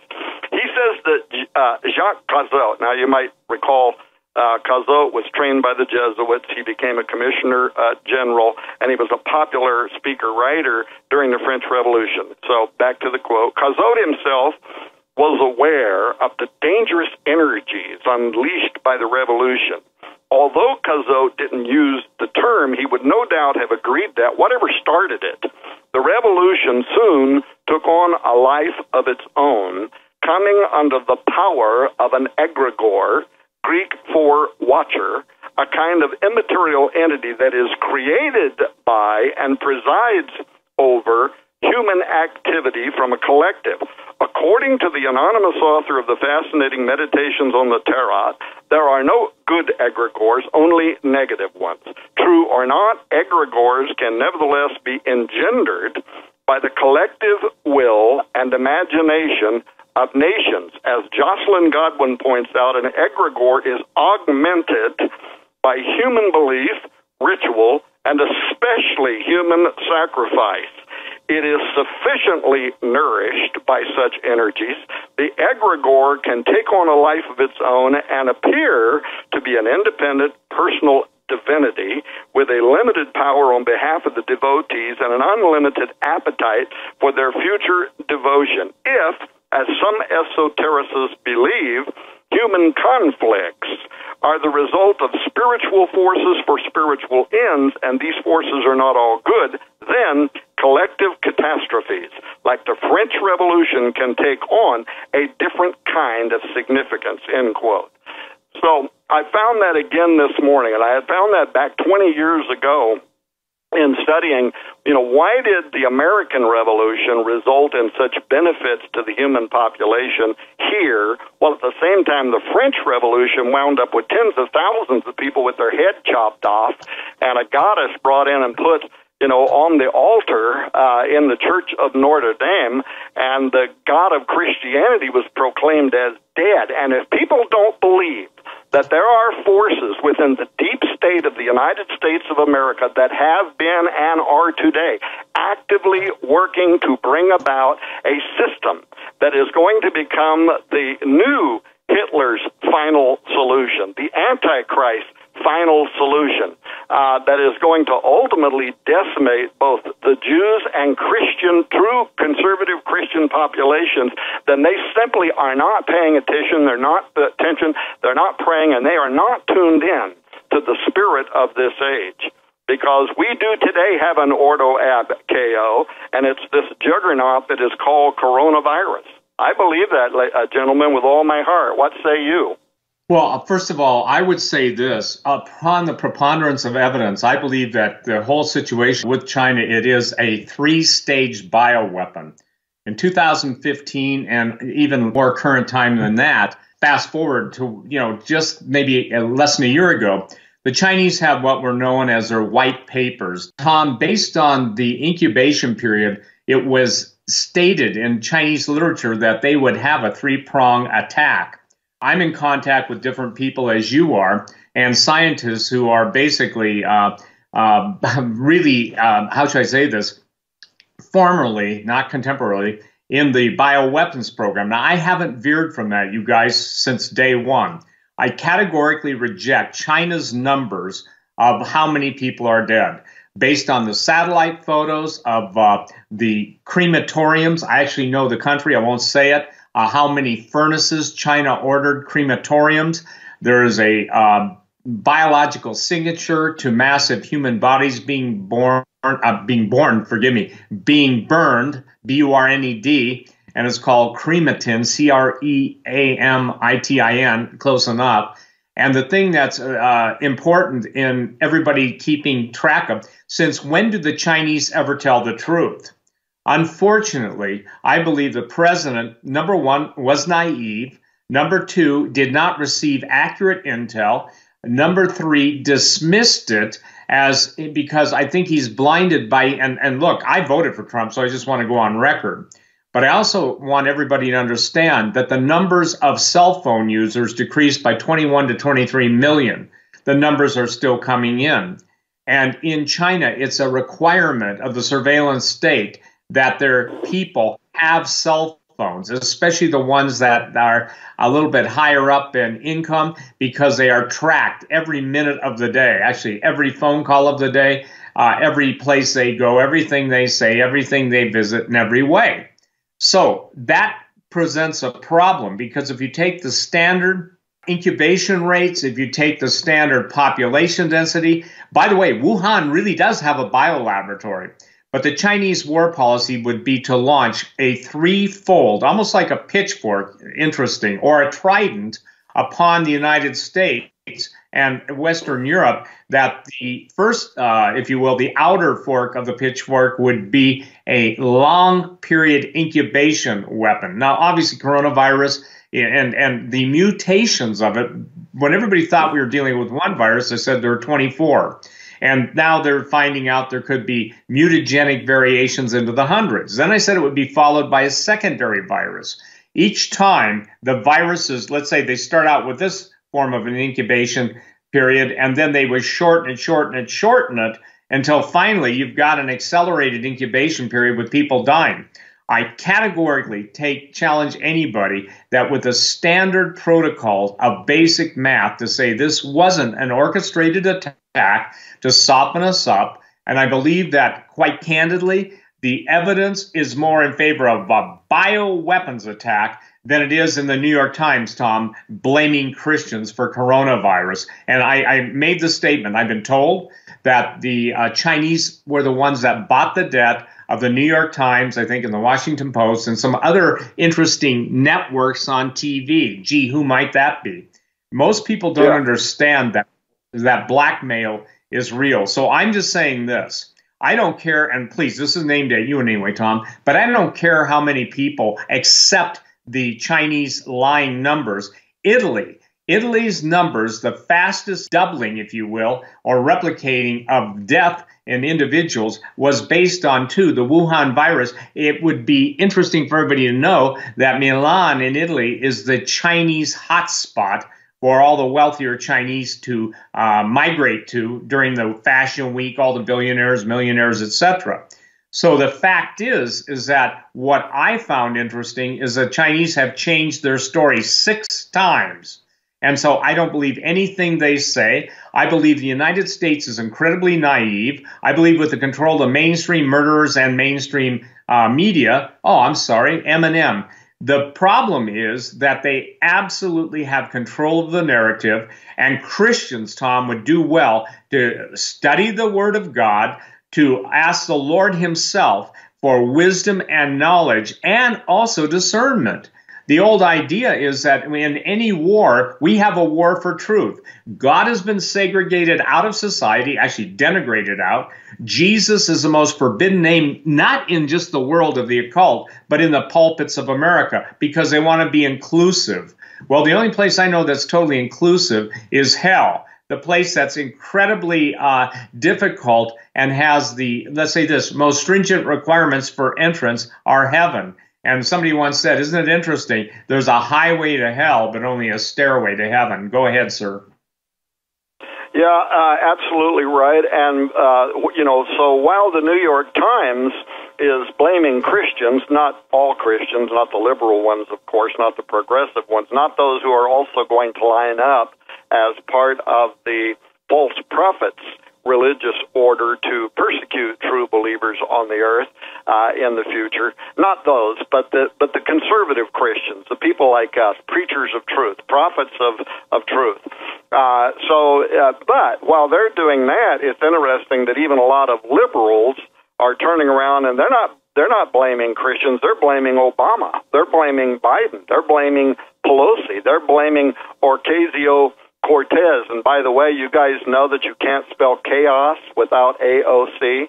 They're blaming them and the Dem Socialist Party for their open borders policies, for their globalism policies that have dominated, American politics and jurisprudence for the last couple of decades. They're blaming them for this coronavirus, COVID-19 communist, invisible invasion of the United States because of their crazy, the open border policy.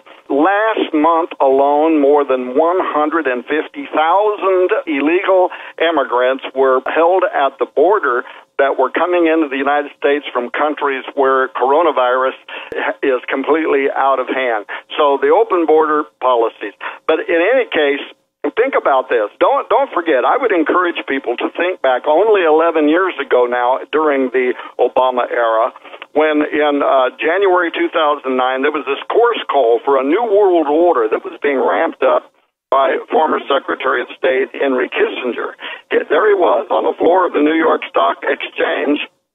A reporter asked him what he thought Barack Obama's first actions as president should be in light of a global financial crisis, and his answer was, I think that his task will be to develop an overall strategy for America in this period when really a new world order can be created. So right in the very beginning of the election of Obama, a process was put in place. Obama was the only guy that ever had a ball held for him by the Washington, D.C. Freemasonic order. Only president in history, so far as I know. A strategy was put into place. In fact, those are the very terms that Kissinger used. He said, I think that Obama's task will be to develop an overall strategy for America in this period when really a new world order can be created. People go back and Google that. Read it for yourself. He followed that a couple weeks later with this opinion piece that was in the Tribune Media Services titled The Chance for a New World Order, where he just continued addressing the international financial crisis under Barack Obama, discussing the need for an international political order, a world government. In fact, they even used the language to rise like the phoenix of myth, right, and govern a new international monetary and trade system. From there, Kissinger went on and his acolytes to highlight Obama's impact on the so-called imagination of humanity, and so on. And now, for those that are listening to this program may not know, and that's, with the millennial generation, they may not know a lot about this. Kissinger's a Rockefeller functionary. He's a member of the Bilderberg Group, member of the Trilateral Commission, who routinely turned up over the last 2 decades and lists among senior members of the Illuminati. And he peppered his phrasing in 2009 with key phrases that were taken literally right out of Masonic dogma, clear references to the Ordo ab Chaos from ancient craft masonry, this reference to order out of chaos, this discussion about, like the mythical phoenix firebird, we can envision an opportunity for a new world order being engineered from the ashes of some quote, near future global chaos, end quote. Exactly the point, by the way, that he had made years earlier at the Bilderberg meeting in Evian, France on May 21, 1991. I have it right in front of me when describing how the world could be manipulated into willingly embracing global government and giving up their civil liberties. Here's the quote. Today, Americans would be outraged if UN troops entered Los Angeles to restore order. Tomorrow, they will be grateful. This is especially true if they were told there's an outside threat from beyond, whether real or promulgated, that threatened our very existence. It is then that all peoples of the world will plead with world leaders to deliver them from this evil. The one thing every man fears is the unknown. When presented with this scenario, individual rights will be willingly relinquished for the guarantee of their well-being granted to them by their world government, end quote. And I got to tell you guys, it could turn out that I'm absolutely wrong, but this looks exactly to me like a well-crafted occult process that started in the Obama administration, and everything from banking institutions, and by the way, we should talk about in a moment, we should talk about what I think is the next hammer that's going to drop, having to do with the banking institutions globally. But I would not put all the blame just on Obama. Think back about George W. Bush. He, too, envisions the specter of a Babylonian-like one-world government with almost religious tone when he cited how when our fathers declared a new order of the ages, they were acting on an ancient hope that is meant to be fulfilled. So there's been a process for a while, and all of those that are in the know, they keep sending these, they call it Sato voice, below voice signals to their occult aspirants, in which sacrifices have been made, commitments have been made, egregores have been generated and released, a plan is in place. In fact, a whole lot of the Shadowland book, Doug told me that he had read it, and he recognized all of the research and work that went into identifying, the potential human sacrifices. There's a reason the skulls of children and bones of children have been recovered on numerous occasions now in the last 2 years in the waters floating, in the waters around Jeffrey Epstein's Orgy Island. Perhaps the next hammer that's going to fall, it too is part of prophecy. It's in Revelation 6:5-6, and it speaks of a famine and what looks like a global economic collapse. Here's what it says in Revelation 6:5-6. And when he had opened the third seal, I heard the third beast say, "Come and see." And I beheld, and lo, a black horse, and he that sat on him had a pair of balances in his hand. And I heard a voice in the midst of the four beasts say, "A measure of wheat for a penny, and 3 measures of barley for a penny. And see thou hurt not the oil and the wine." Revelation 6:5-6. Now this Greek word, measure, is konix, and it is equivalent to a dry quart, or approximately enough wheat to make 1.5 small loaves of bread.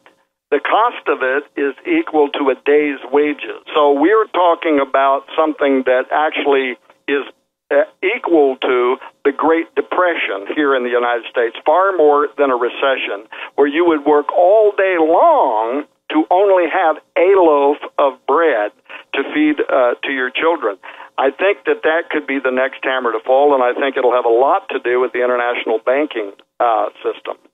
Well, first of all, I want to make it clear that I believe the world that Tom is talking about, Shadowland, I believe I would call it the Judas takeover by fallen angels.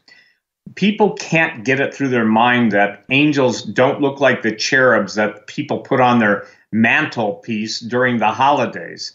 It's important that people understand that the word of the Lord is that in the Bible that even Satan can manifest himself as an angel of light. And what's really problematic, Doug, is that the thing is it's historically a fact that when there's a famine for the word of God in the land, my people, shall not, or man shall not live by bread alone, but by every word that proceedeth out of the mouth of God. When there's a famine for the word of God, there's a famine that follows in the land. And what's problematic is that most people can no longer think, in my opinion, as a national population of where food comes from. Somehow I think they think that we're in the age of Star Trek, where you just press a couple buttons and everything materializes in the machine. You go to the machine and basically you can have whatever you want. I want people to understand that if 30 million Americans are out of work, and this thing goes on longer, I don't know if you saw it, Tom, but even J.P. Morgan on the financial realm has been asked to postulate the cost on Ford if Ford shuts down all production for 3 months, 6 months, and 9 months. So what I'm saying is this: the disconnect is what grows in the field, what's raised in the field by the farmers and ranchers of America. What happens when that's under every form of attack, from the weather, seismic events, flooding obviously weather, and electromagnetic attack too? What happens when let's say this one herd of cows or 400,000 antelope in the steppes of Russia, steppes, die? What's killing all these things? And it's my contention that we are in the end times.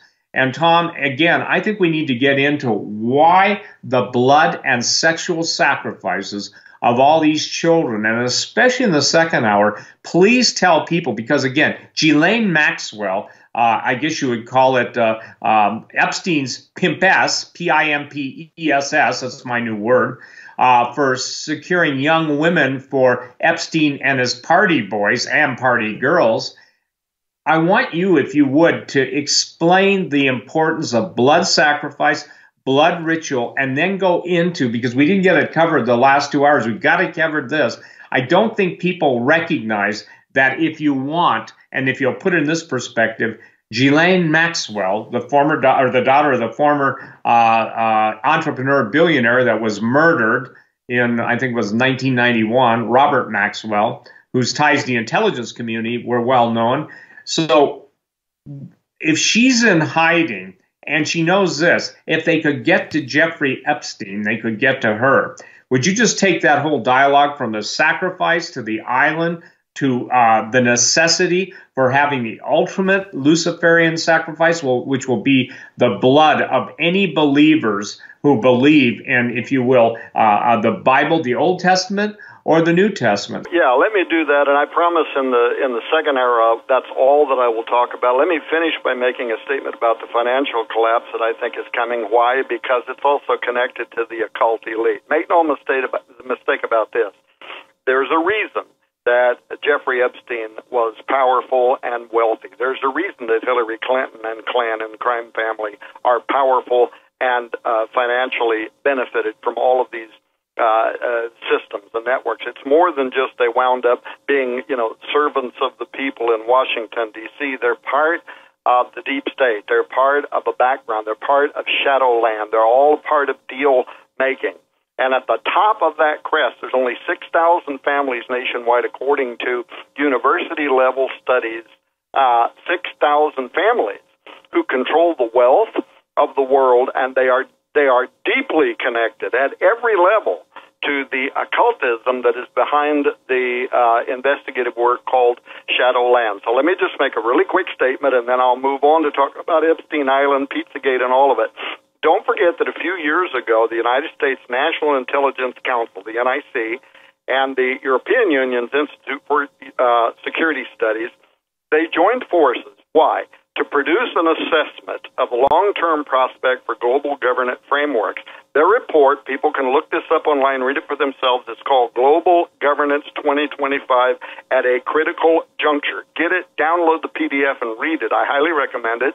It assesses the leading intercontinental perils that could endanger the collective administration of shared problems at the international level. I found that their target date, 2025, was really interesting, came back to me when I was writing the book Wormwood. Why?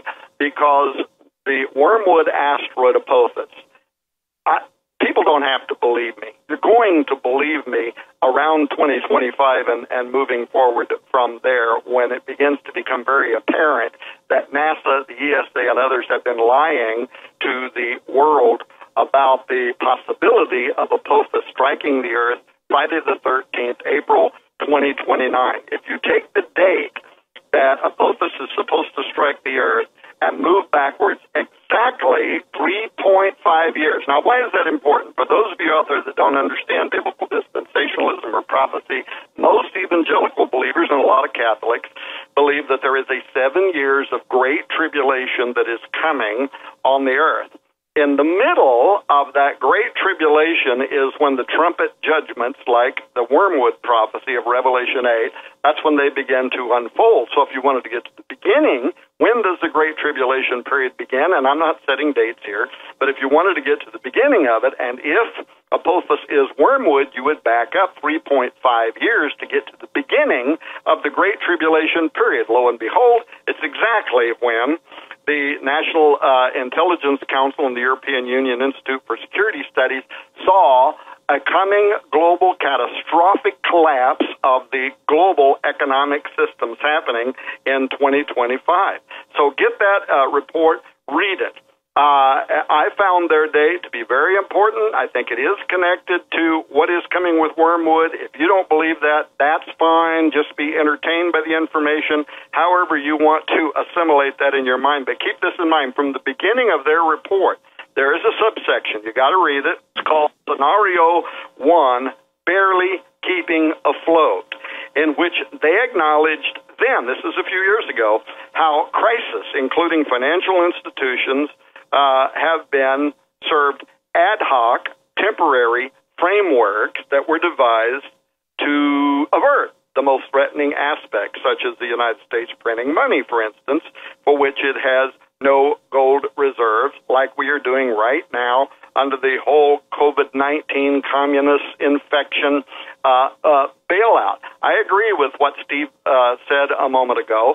I voted for Donald Trump. I believe that Donald Trump is sincere. I think he's trying to do the best that he can do, given the advice of those who are around him. But there is no doubt that his advisors are also infected by the deep state. They are infected by the shadowland creatures, the swamp creatures that dominate Washington, D.C., and they are giving him advice that could be catastrophic for the future. And I can already tell we're not going to have time to go into all this. I was going to draw some parallels to the Dust Bowl, things like that. I won't. But we're using synthetic economic tricks right now.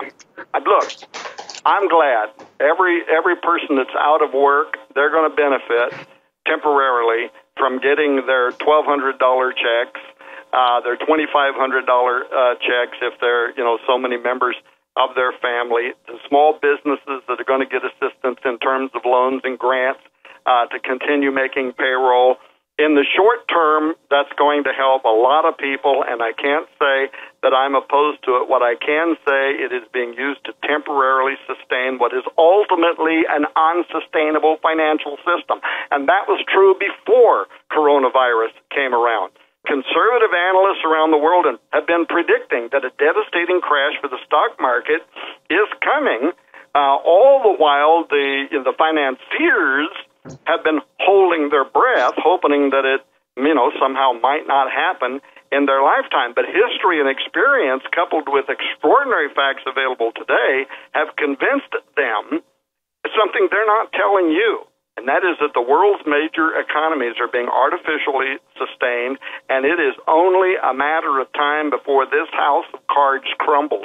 That is the next hammer, I think, to fall, and it will fall sometime very soon. If not this year, next year, it is coming. You cannot sustain printing money and living in the deficit standard that we are today. But it does set the stage for the official establishment of an Antichrist New World Economic Order. And it might even, by the way, have been manufactured intentionally by the occultists to create a crash that And it's not even going to matter what nation it starts in. It could start in the United States, could start in Europe. That's not really even going to matter. It's going to work its way around the globe. It's going to topple the economy of nations like a string of dominoes, virtually simultaneously, by the way. And on the heels of that event, a new form of digital currency could be announced that's already being discussed in Washington, D.C. today, that is international in scope. It's being already proclaimed as more reliable than the old monetary system, plus the fact that using cash spreads the coronavirus disease. It's going to replace modern credit and debit cards as well as paper checks, ultimately going to pave way for a super, biometric ID card, smart tattoo, I don't know. I know we got to go to a break here in a moment, but this is coming, and we're probably not going to have time to talk about it because in the second hour we definitely do want to get onto the whole occult side of all of this and the families, the primary players who are benefiting from all of it and what their goals have been. But believe me when I tell you that this is coming very soon. The bureaucrats have this in play. There's going to be a majority of people that have been using electronic banking for years, direct payroll deposits. They're going to warm up to this in a snap. And polls around the world right now show overwhelmingly that a majority of people approve and appreciate the convenience of all of this emerging biometric smart banking technologies, and they are open to near future realities wherein their flesh is going to be merged with the apparatus for buying and selling and surveillance, either via implantable chips or some other cool new cyborg control system that Steve Quayle and I have been warning about for years, but now that today DARPA and other industries are lining up to be the ones at the forefront to be able to benefit from the sale of the technology in which everybody on Earth is going to be tracked and monitored to see whether or not you have a potential kind of viral disease. It's an implantable system. It is coming. I know I'm all over the board with this, and it's because I feel like I'm in a rush to explain what I think is coming in the financial system. Maybe we got to do another program at some time just talking about the monetary collapse of the system that is coming and what that's going to mean for people worldwide. Well, one of the things that's really important that we get to and is the whole occult basis for blood sacrifice, because from the ancient times, even to the very beginning of Earth's history from Adam and Eve forward, the necessity for blood sacrifice has always been associated with spirits, evil spirits, fallen angels, and giants. And so I've asked Tom, and he mentioned he's going to, until you understand that the blood of the innocent, especially all the babies aborted and butchered and eaten and cannibalized, and Tom, I made the statement, and you've heard me say it even with you on your different shows, that years ago, when the Lord spoke to my heart and said, when cannibalism fills the headlines of the day and the major volcanoes of the world go off simultaneously, he said, know that tribulations, plural, had started. Well, right now, obviously, with all of the stories of cannibalism, even famous stars talking about eating human flesh, and it's the best, I want you to, if you would, to lay out the occult background of blood sacrifice and why it played such an important part and what the raping and killing and murdering and snuffing of children and teenagers has to do with it. There's also an aspect of this that is very, very brave in the sense that we uncover the key players. We name names in this book, dozens of them, who are involved, who are connected at the hip with things like blood sacrifice, the missing children reports that are out there, politicians who have turned up dead overnight because they were investigating what was going on among some of these key players. But we name names, we provide the kill list, if you will, the body count list, which number in literally the dozens, if not hundreds, of individuals, including Jeffrey Epstein himself. So here's an interesting thing. You guys have saw that New York City Mayor Bill de Blasio and also the governor, their popularity is rising right now. And they're actually being seen as more likely than not to be confirmed during a brokered convention for the Democratic Party as the presidential nominee. Well, I can tell you that behind the scenes, Hillary Clinton is nuggling up, whatever the word is, cuddling up to these individuals because she wants to be the VP. God help the guy that gets elected with Hillary Clinton as a VP, because he's probably going to oops and not be around very long. But be that what it is, I don't think that's going to happen anyway, but that's what she's definitely wanting to happen. And around her, there are a large number of individuals who believe that she is connected to this entire pagan scheme, as well as some of the darker sides of what we will now talk about. Don't forget, during the WikiLeaks, there was a picture of John Podesta standing up there. He never knew the public was ever going to see this. He'd be sending it to his insider friends. Picture of him holding up his two hands, a fish on one hand, the number 14 on the other hand. I'm not going to go into all that right now. If we get time later, I will, but it's necromantic worship of underworld spirits that involves the use of human sacrifices to bring up from out of the underworld the spirit that's going to inhabit the Antichrist. It's connected, of course, to the worship of Osiris, the myth of Osiris, and we've done lots of shows where we've talked about that before. But Hillary, the question is then, in the book, I examine this. Does Hillary herself believe the stuff that obviously the people around her, like the Podestas and others that were doing these spirit cooking rituals, this does also tie to Pizzagate? If we get a chance, we'll talk about that. Does she herself believe all of this occultism? Well, she's been very careful about it, but here's what I would tell people quickly, without going into the details. Don't forget that it was Hillary Clinton that was conducting seances at the White House with psychic medium Jean Houston, during which she was allegedly being visited by the familiar spirit of the phantom of her political inspiration, Eleanor Roosevelt. That is a fact. Clinton insider Larry Nichols, who I spoke with, said that Bill Clinton told him how Hillary was a member of a coven in California, and they were serious. A member of 13. This coven was made up of 13. She was one of them. I'll explain why that's important when we get into Epstein's Orgy Island. That she was part of, and that she, according to Larry Nichols, and Larry was Clinton's confidant, worked with him in his first administration, and helped him get elected to the White House in the first term, that she was allegedly part of this very serious Coven of 13 in California that was regularly meeting to practice the darkest kinds of witchcraft.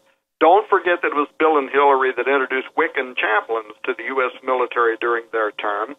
Don't forget that in the lead-up to the 2016 election, it came to light that the UFO interest of John Podesta and Hillary, that they were fascinated by all this, and that it had, according to the government's accounting, quote, quickly took a dive into the paranormal, which, according to a senior manager, included studying bizarre creatures, poltergeist activity, invisible entities.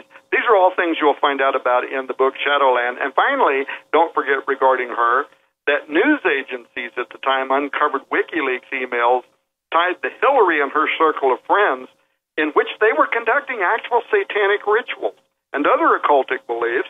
There's an unclassified now U.S. Department of State letter that depicted a ritual that was being referred to them, described as, quote, with fingers crossed, the old rabbit's foot out of the box in the attic, I will be sacrificing a chicken in the backyard to Molech, end quote.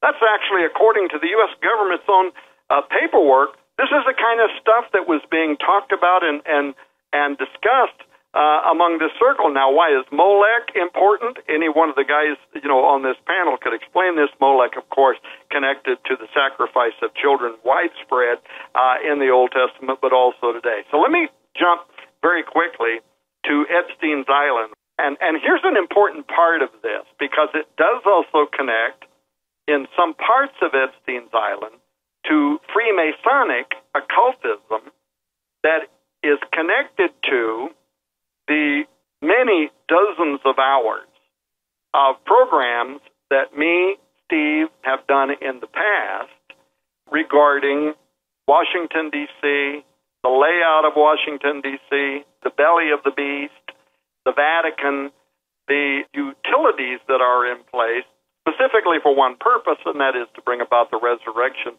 of the man of sin in the end time. So when I went to Epstein's Island, this all had to be done very covertly, because you can get in a lot of trouble right now flying a drone over Epstein. I'm not sure that I could, but the guy that did this for us could. They're completely forbidden. It's a restricted airspace, if you will, around Epstein's Island. But we were able to get a guy who runs a commercial drone company. I cannot name him because he could get in a lot of trouble, who took a slow drone tour over Epstein's Island and got high-definition images for us, sent back to us, which we then analyzed, and some of the images of which are in the book Shadowland. So it's really an exclusive. What we learned was, and as all Freemasons and occultists know, not only has there been a plan in place since antiquity that involves an occult vision for the future under this global dictator, often telltale signs of occult devotion and participation are openly hidden. This is on purpose. This is why it's like this in Washington, D.C. Openly hidden in the architecture and symbols that mark surrounding properties for the members of these type secretive groups, but it's also more than that. It is to conjure the spirits that are being invoked by that symbolism. Occultists around the world believe the power of symbols and design are not only for conveying, psychological concepts and inspiration, but it's actually meant to coerce the mysterious and potent supernaturalism that's being invited to take up residence there. That's a belief that's deeply preserved in all of the Babylonian, Egyptian, Greek, Roman, and Masonic history. Now, I raised this issue, though, about Masonic imagery in the beginning of this commentary in particular, because when you carefully review Epstein's Orgy Island, where people from the Clintons to Prince Andrew to others gathered and I think participated in the darkest kind of blood ritual activity, and that's Tom Horn saying this, that's not Steve Quayle, my conclusion, you can see the scenery there that's rich with the appropriate symbols that are analogous with Masonic arcane modern magic. Powerful trident, for instance, it's right up next to what is called the temple. That's always been considered of the utmost importance for sorcery, indispensable to the efficacy of infernal rites. The other motifs that are there that involve the suggestion of sex slavery, human sacrifice.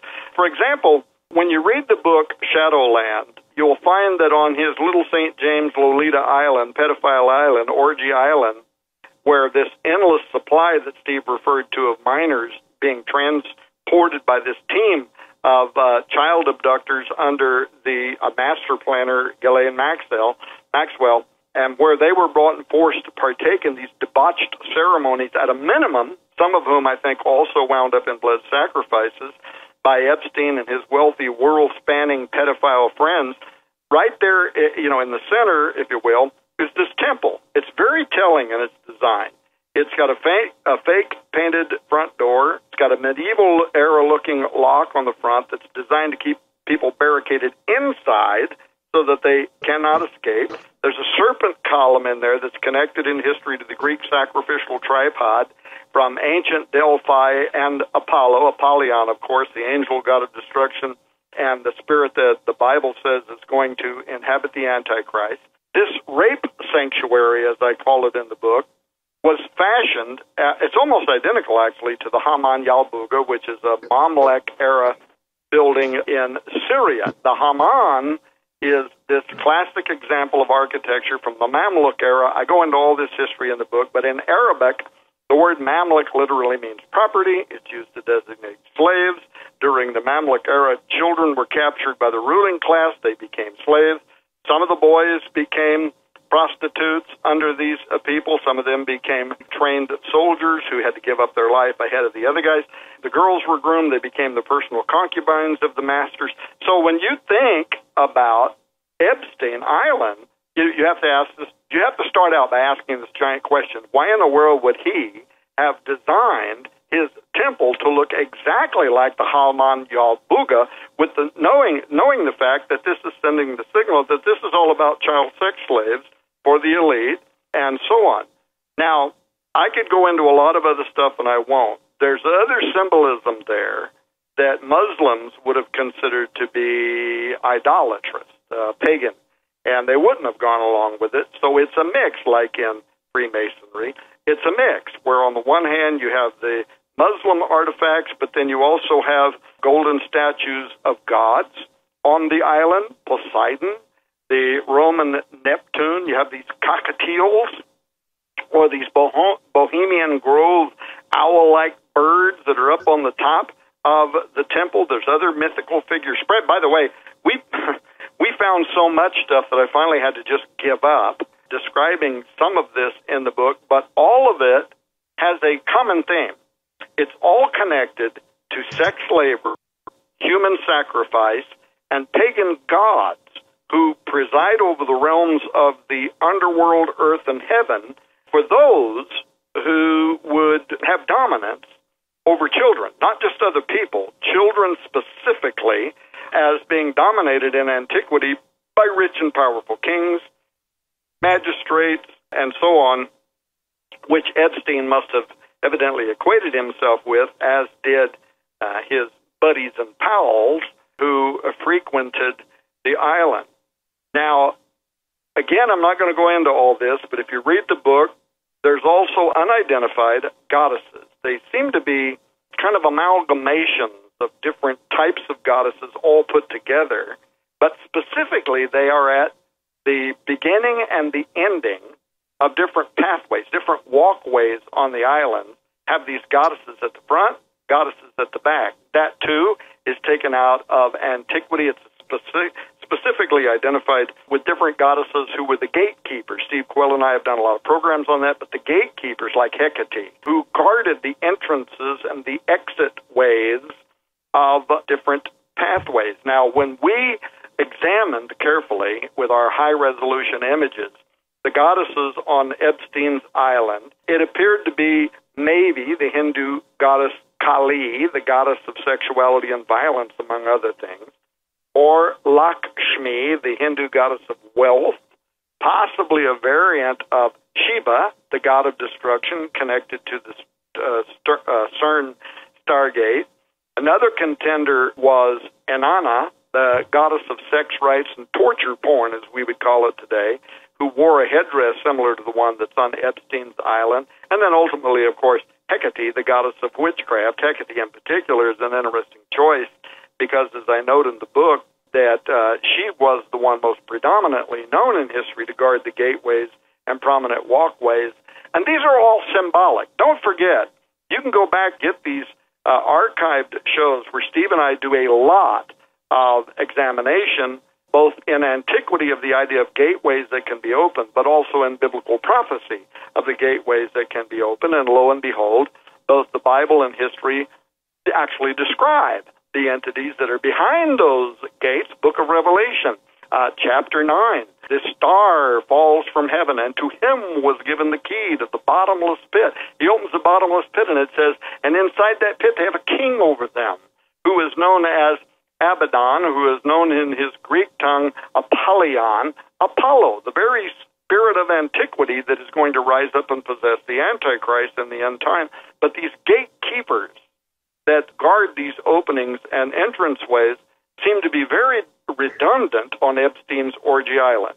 When you read the book, when you get that material, when you get the hidden occultism of Epstein's Orgy Island, you'll get, well, again, hours of more detailed information. Now, let me jump forward. Other things on Epstein's Island. Demonic gargoyles holding shields. They're all over the island. They have these shields, Steve, with six-pointed stars all throughout Epstein Island.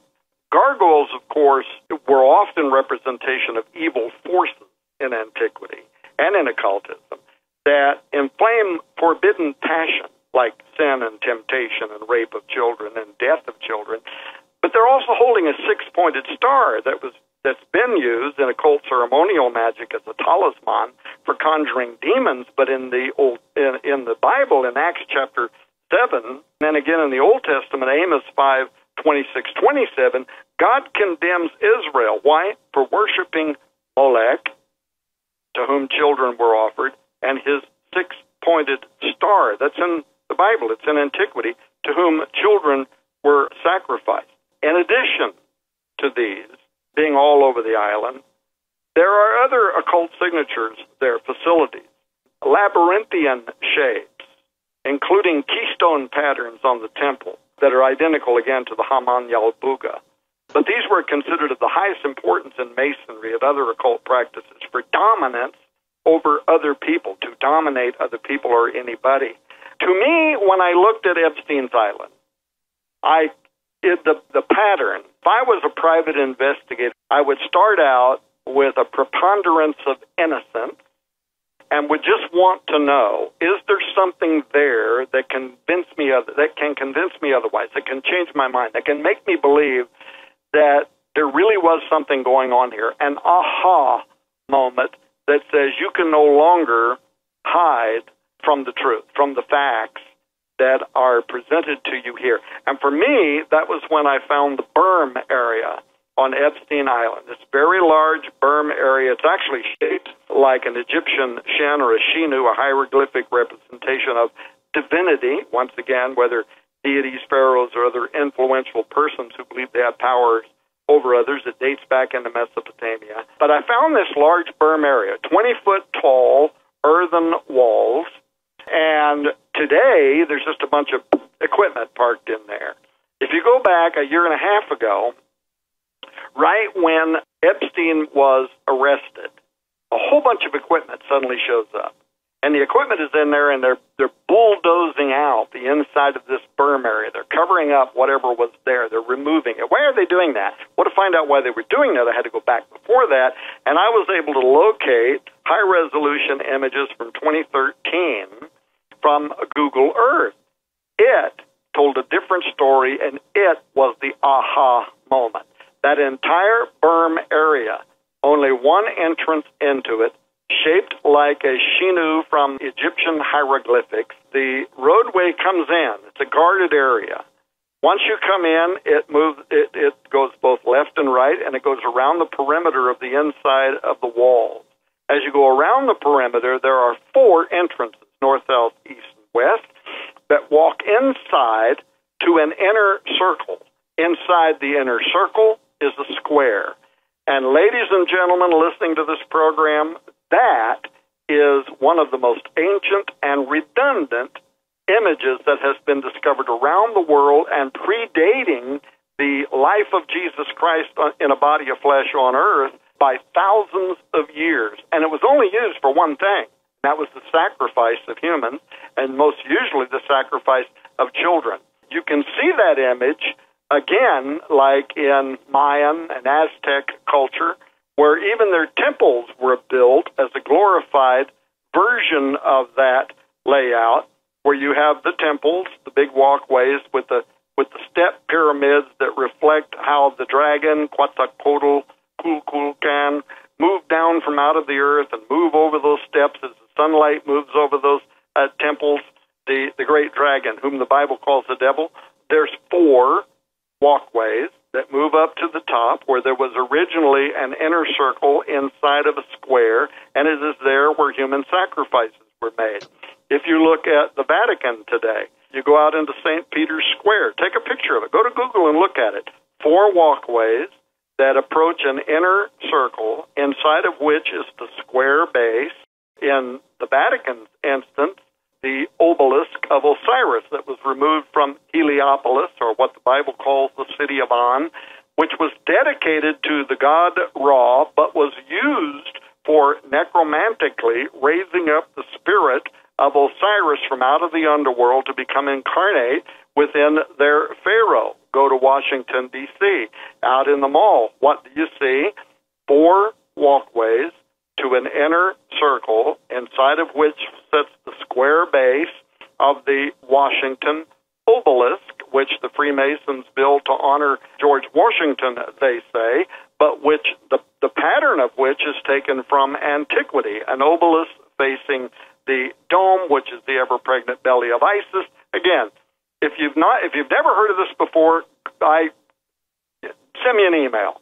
I'll send you product that Steve Quayle and I have done in years past in which we've thoroughly explained and examined how this architecture, it's really an energy receiver, but the intention of it is based on the Great Seal of the United States of America, where the prophecy is contained, the Novus Ordo Seclorum, which takes us right back to the beginning of this program, which is looking forward to the day when both blood sacrifices in both modern and ancient antiquity were intentionally used in this kind of an occult layout in order to bring about the resurrection of a spirit connected to the coming final world kingdom and the man of sin. There's other things, and I realize we got 20 or 30 minutes left. There's other things on Epstein's Island.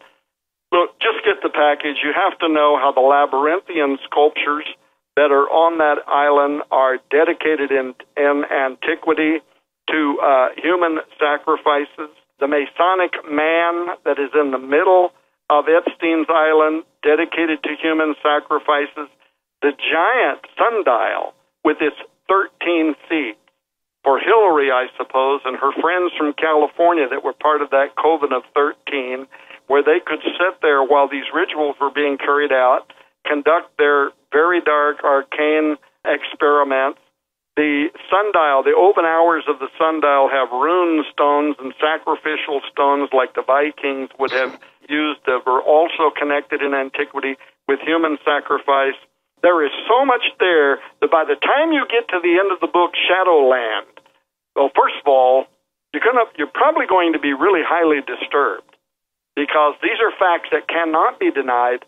And again, they only have one parallel in history. They were only used for one thing.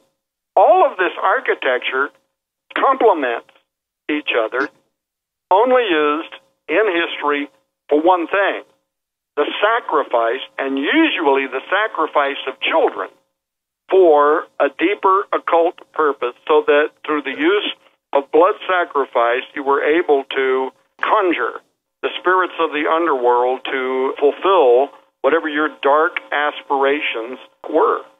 I want to remind everybody that years ago, and I'm trying to remember, I wrote the book Angel Wars, Past, Present, and Future.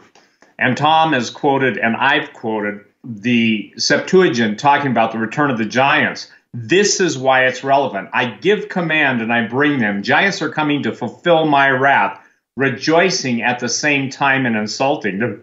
They're rejoicing because they're being loosed once again from being bound from coming into our dimension. And in this book, Angel Wars, which I don't think I've ever mentioned on any of my broadcasts, I forget when I wrote this, and that's the problem. It was this was reprinted in 2017, but the point I think that's critical is that I deal with the combination of the occult, I deal with the angelic wars, I deal with the UFO phenomenon. And Tom, isn't it interesting that even when we bring in the UFO phenomenon, that we've got the whole issue, if you will, we've got the issue of abductions, we've got the issue of all of the different machinations of human DNA, alien DNA, and that's the next question I'm going to ask you, because the Vatican's already prepped, and obviously the rumors of what's gone on in the basement of the Vatican, all the occult sacrifices, all the occult, if you will, not only sacrifices, but their rituals, and then the disappearance, etc., etc., etc. The point being is that you brought out the Vatican talking openly about baptizing aliens, but I think what people need to understand, even while we're in I'm sorry this is going to sound funny, I guess, but even while we're dealing with global famine, there's a certain group that isn't going to go hungry, and that is, the Occultists and the Return of the Giants.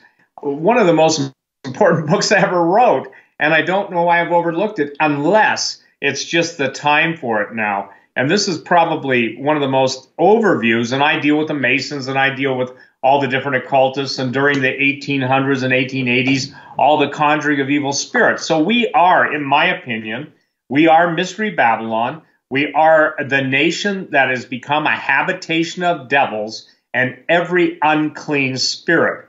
And I notice this even on simple TV programs, the absolute fascination with the occult, the pastors in the pulpits, when they quit preaching Jesus, when they quit uplifting the Son of God, they absolutely opened up this entire country and pretty much the entire world. Now, there are exceptions to the infestation. That's the best word I know. And the plague of demons, devils, and fallen angels. So, Tom, in all the occult practices that are all the occult practices and places that you've seen, I don't think people understand that in the world of Masonry, according to Albert Pike, in his own words, that the war between the Christians, the Jews, and the Hebrews, and Muslims is all being designed to have everybody kill off everybody so that they can bring about, exact words, the pure doctrine of Lucifer. To what extent has that statement played in all of your studies, especially culminating in Epstein Island? Well, again, you can see it reflected on Epstein Island. You know, here, part of what it literally leaped off of the island at me when looking at all of this Luciferian and occultic architecture, the labyrinthian designs. This is stuff that extends back thousands of years. I mean, the occult significance of the symbolism is, I would go beyond saying it's meaningful, it's dangerously meaningful. Navigating labyrinths, that began in mythology with the story of Queen Persephone and her amorous affair with the sacrificial bull. And Steve, don't forget, that union resulted in the birth of the transgenic minotaur that you and I have described. Well, you wrote about it in your books. This is a creature that lived at the center of the labyrinth, this elaborate circular maze, which turns up on Epstein's Island, but also at his private estate in New Mexico called Zorro Island, Zorro Ranch. We provide images of that. And by the way, when we contacted Zorro Ranch to find out if we could just park on the road and send a drone over the top of Zorro Ranch to film things, they said that they would immediately have the police down there and have us arrested. But we did it anyway. But the point is, this stuff is meaningful. The Minotaur is a creature that lived at the center of the labyrinth, this elaborate maze that you see turning up on Epstein's personal properties. It was designed by the architect Daedalus, I think. He's a craftsman. This artist in Greek mythology was his son Icarus, and it was King Minos of Crete where he was given the order to do this. Why? So that every year boys and girls, 7 boys, 7 girls, could be brought to the labyrinth, put inside there to try to find their way out. But what happens? They are sacrificed to the Minotaur, who is transgenic, which again connects to so much of the other research that we did. And so is that why Epstein's Island, his New Mexico estate, are littered with this kind of imagery and structures? I would argue that it was, but man, there's some stuff here that goes a lot deeper. It's a lot darker. I've got maybe a couple of minutes. Doug asked me about it before the break, having to do with Pizzagate. People, if you were to go to Google right now and type in Pizzagate, all you're going to get is a bunch of articles that the New York Times and everywhere are saying that it's nothing but a bunch of conspiracy theory garbage. But don't forget, guys, I was on the Hagman Report, Steve and Doug. I was on with you in 2016, before the election in 2016. And it was then that, for the first time, I actually heard the allegations. You guys were talking about it. I didn't know nothing about it, involving Pizzagate. Of course, immediately I started doing a whole lot of research, found out that on the one hand, there were these alt-right bloggers and some conspiracy sites that were inferring involvement of underage children who were being trafficked for use by powerful political underworld figures connected to John Podesta, Hillary Clinton, Tony Podesta, Bill Clinton, numerous others. And by the way, it didn't hurt that the WikiLeaks emails included an actual email in which John Podesta is talking about his close relationship with former Speaker of the House Dennis Hastert, remember him, who was sent to prison for sexually abusing boys. The judge actually called him a serial child molester. He was one of the ones that got caught. Hastert himself was released after serving, a little over a year of his sentence, but he was linked in these WikiLeaks emails with dozens of other people they kept talking about pizza. There's 149 emails. Now, look, if you were to search all emails that I've ever sent in my whole life, or Steve, or Doug, or anybody else, and search through them using some kind of a computer program that could find the word pizza, you're probably not going to find one, maybe find one. In these emails, 149 email exchanges between the Clintons, the Podestas, this close circle of individuals who were talking about pizza combined with other foods. And so there was this, maybe it's a conspiracy theory, maybe it's the truth, but this whole thing rose up about this coded system for pedophiles. And by the way, in our investigation, which included actual PIs like Doug Hagman, though Doug didn't do any work for me on this, but actual private investigators that I hired, as well as people inside Washington, D.C. and at the Pentagon, people that I hired, I paid to do research and work for me, we turned up that there was some real questions here. I know I'm jumping around. I want to say something to you guys. When I wrote Shadowland, I'll tell you why. Well, one of the reasons why Lieutenant Colonel Robert McGinnis wrote the foreword for that book. Now, for the listener, Robert McGinnis is a very well-respected senior analyst at the Pentagon. He works there now. He's retired from the Army. He was an Army Ranger, you know, one of these guys that can kill you with his own hand. And he today, though, however, still works for the government. He was actually considered for a position in the Trump administration. He teaches at the War College. They send him around the world to teach small nations how to conduct war. He continues to be a very important individual, and he is a senior analyst there. That is his day job. Well, I reached out to him. Some of the stuff in Shadowland started really disturbing me. I thought that I was on to something that nobody else, anywhere else, had found or had written about. And I wanted to make sure that I wasn't just pursuing a pig trail, so I contacted him.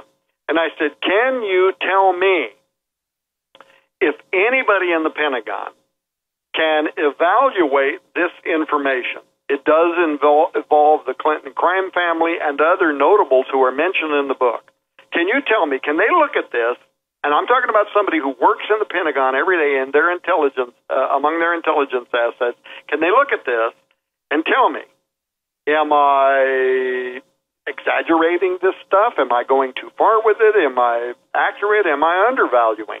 And basically what I really want to know is there evidence that the public is not yet aware of that human sacrifices, especially child sacrifices, took place on that island connected to dark occult activity? And guess what? I got an email back. Steve, he sent me the guy's email. And the guy's obviously not a Christian. He's totally profane in the email. And he is mother effing hell yes.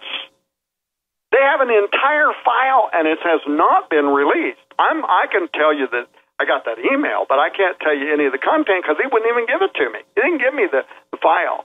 But in answer to my specific question, is there evidence that this was going on Epstein Island and connected to very powerful people in Washington, D.C., and his answer was blankety, blankety, blankety, blankety, hell yes. They have a file on them, and they have not yet released this file, but I think it is connected back to what was going on with Pizzagate. I really do believe that it is. I think what you and I were talking about, Doug and Steve, what we were talking about in the run-up to the election in 2016 is a matter of fact among the intelligence agencies, and this probably is widespread. Now, Steve, you said that you don't buy the QAnon thing. Well, frankly, I don't buy a lot of it either. I do think that there are people that have intelligence, and once in a while they wind up dispersing information maybe on those boards. I don't know, because some of the stuff that's been on the boards, like they knew before the press ever even mentioned that Jeffrey Epstein was dead. It was on the 8chan or whatever they call it websites, and the guy said said, don't even ask me how I know this, but I can tell you right now, Jeffrey Epstein is dead. So there's been a few times like that where it's like, I don't know who these people are, but it does seem like they're assets. Maybe 99% of it is baloney, and it's conspiracy theorist guys trying to make themselves look important that are making stuff up. But among them, there is something there. And their belief is that soon, if Donald Trump, now, in fact, I'd like to just ask you guys this question and see if you think there's something here. Is it possible that if Donald Trump is elected to a second term, which would be the only time he could run again unless everything in the world changes, so it'd be limited to that final term, that he then, knowing that he can't be reelected again anyway and he's got nothing else to lose, that he would pull the trigger? And I'm not just talking about the kind of investigations that the public knows about right now, but deep investigations into people inside Washington, D.C. that involve some of these super well-known, powerful political families and their connections to pedophilism. That's what QAnon says is coming, the storm, right? That it's going to happen, Trump's going to pull the trigger on it, and you're going to see all these really well-known people hauled off to prison or whatever because of their involvement with satanic pedophilism. Do you believe that that might be playing a role in all of the efforts to try to do anything whatsoever? Impeachment, Russia, whatever, and now coronavirus, whatever.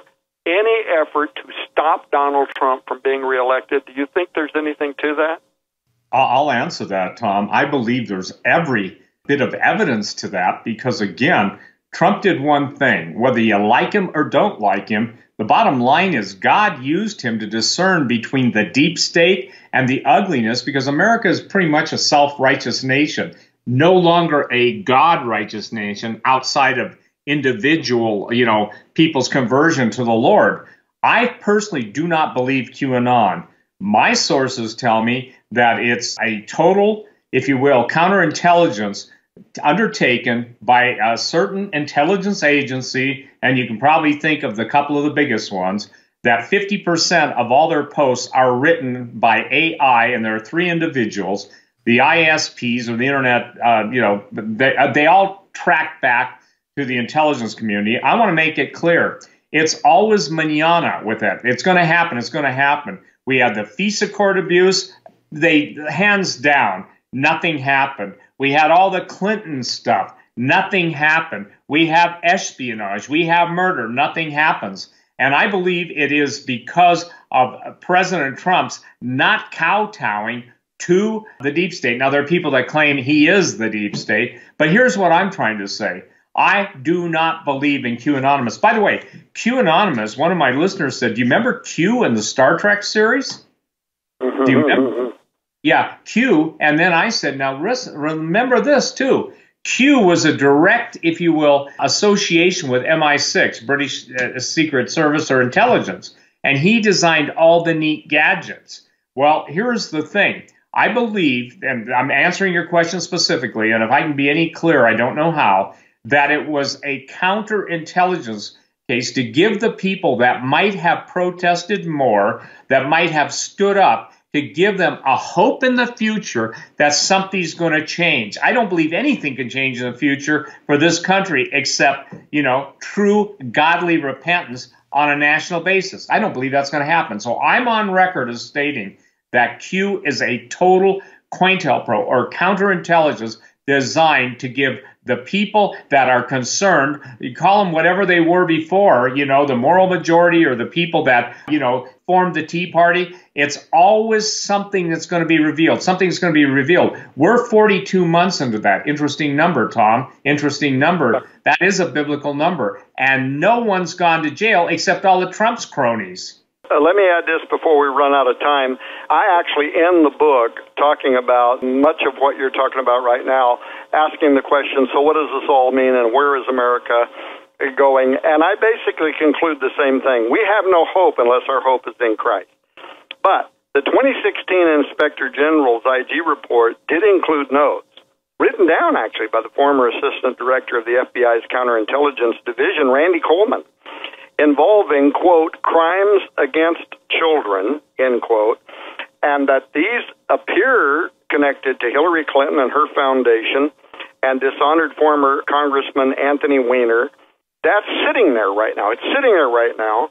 That investigation, and I'm not tying this to QAnon, I'm saying that investigation is something that could be fueled by the real election of Donald Trump, findings that could be deemed relevant to the FBI's investigation into Hillary Clinton, the classified information using private email servers, and so on. So regardless of whether everything surrounding the Pizzagate, which we didn't have time today to run into. And by the way, if we do another program at some point, we really should talk about the Vatican, the idea of an alien invasion. Again, it sounds just like it's so out there as to be dumb to even be talking about it, but I think it is one of the things that could bring the world to its knees. We could talk about it.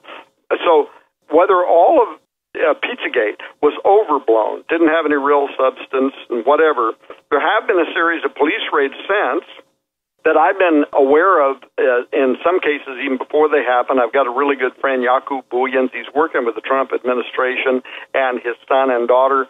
He actually was the guy that wrote part of the bill that Donald Trump put, half of whatever it was, $500 million behind to investigate sex trafficking, that there really is something there. So, all right, I'm looking at the clock. I know we're out of time.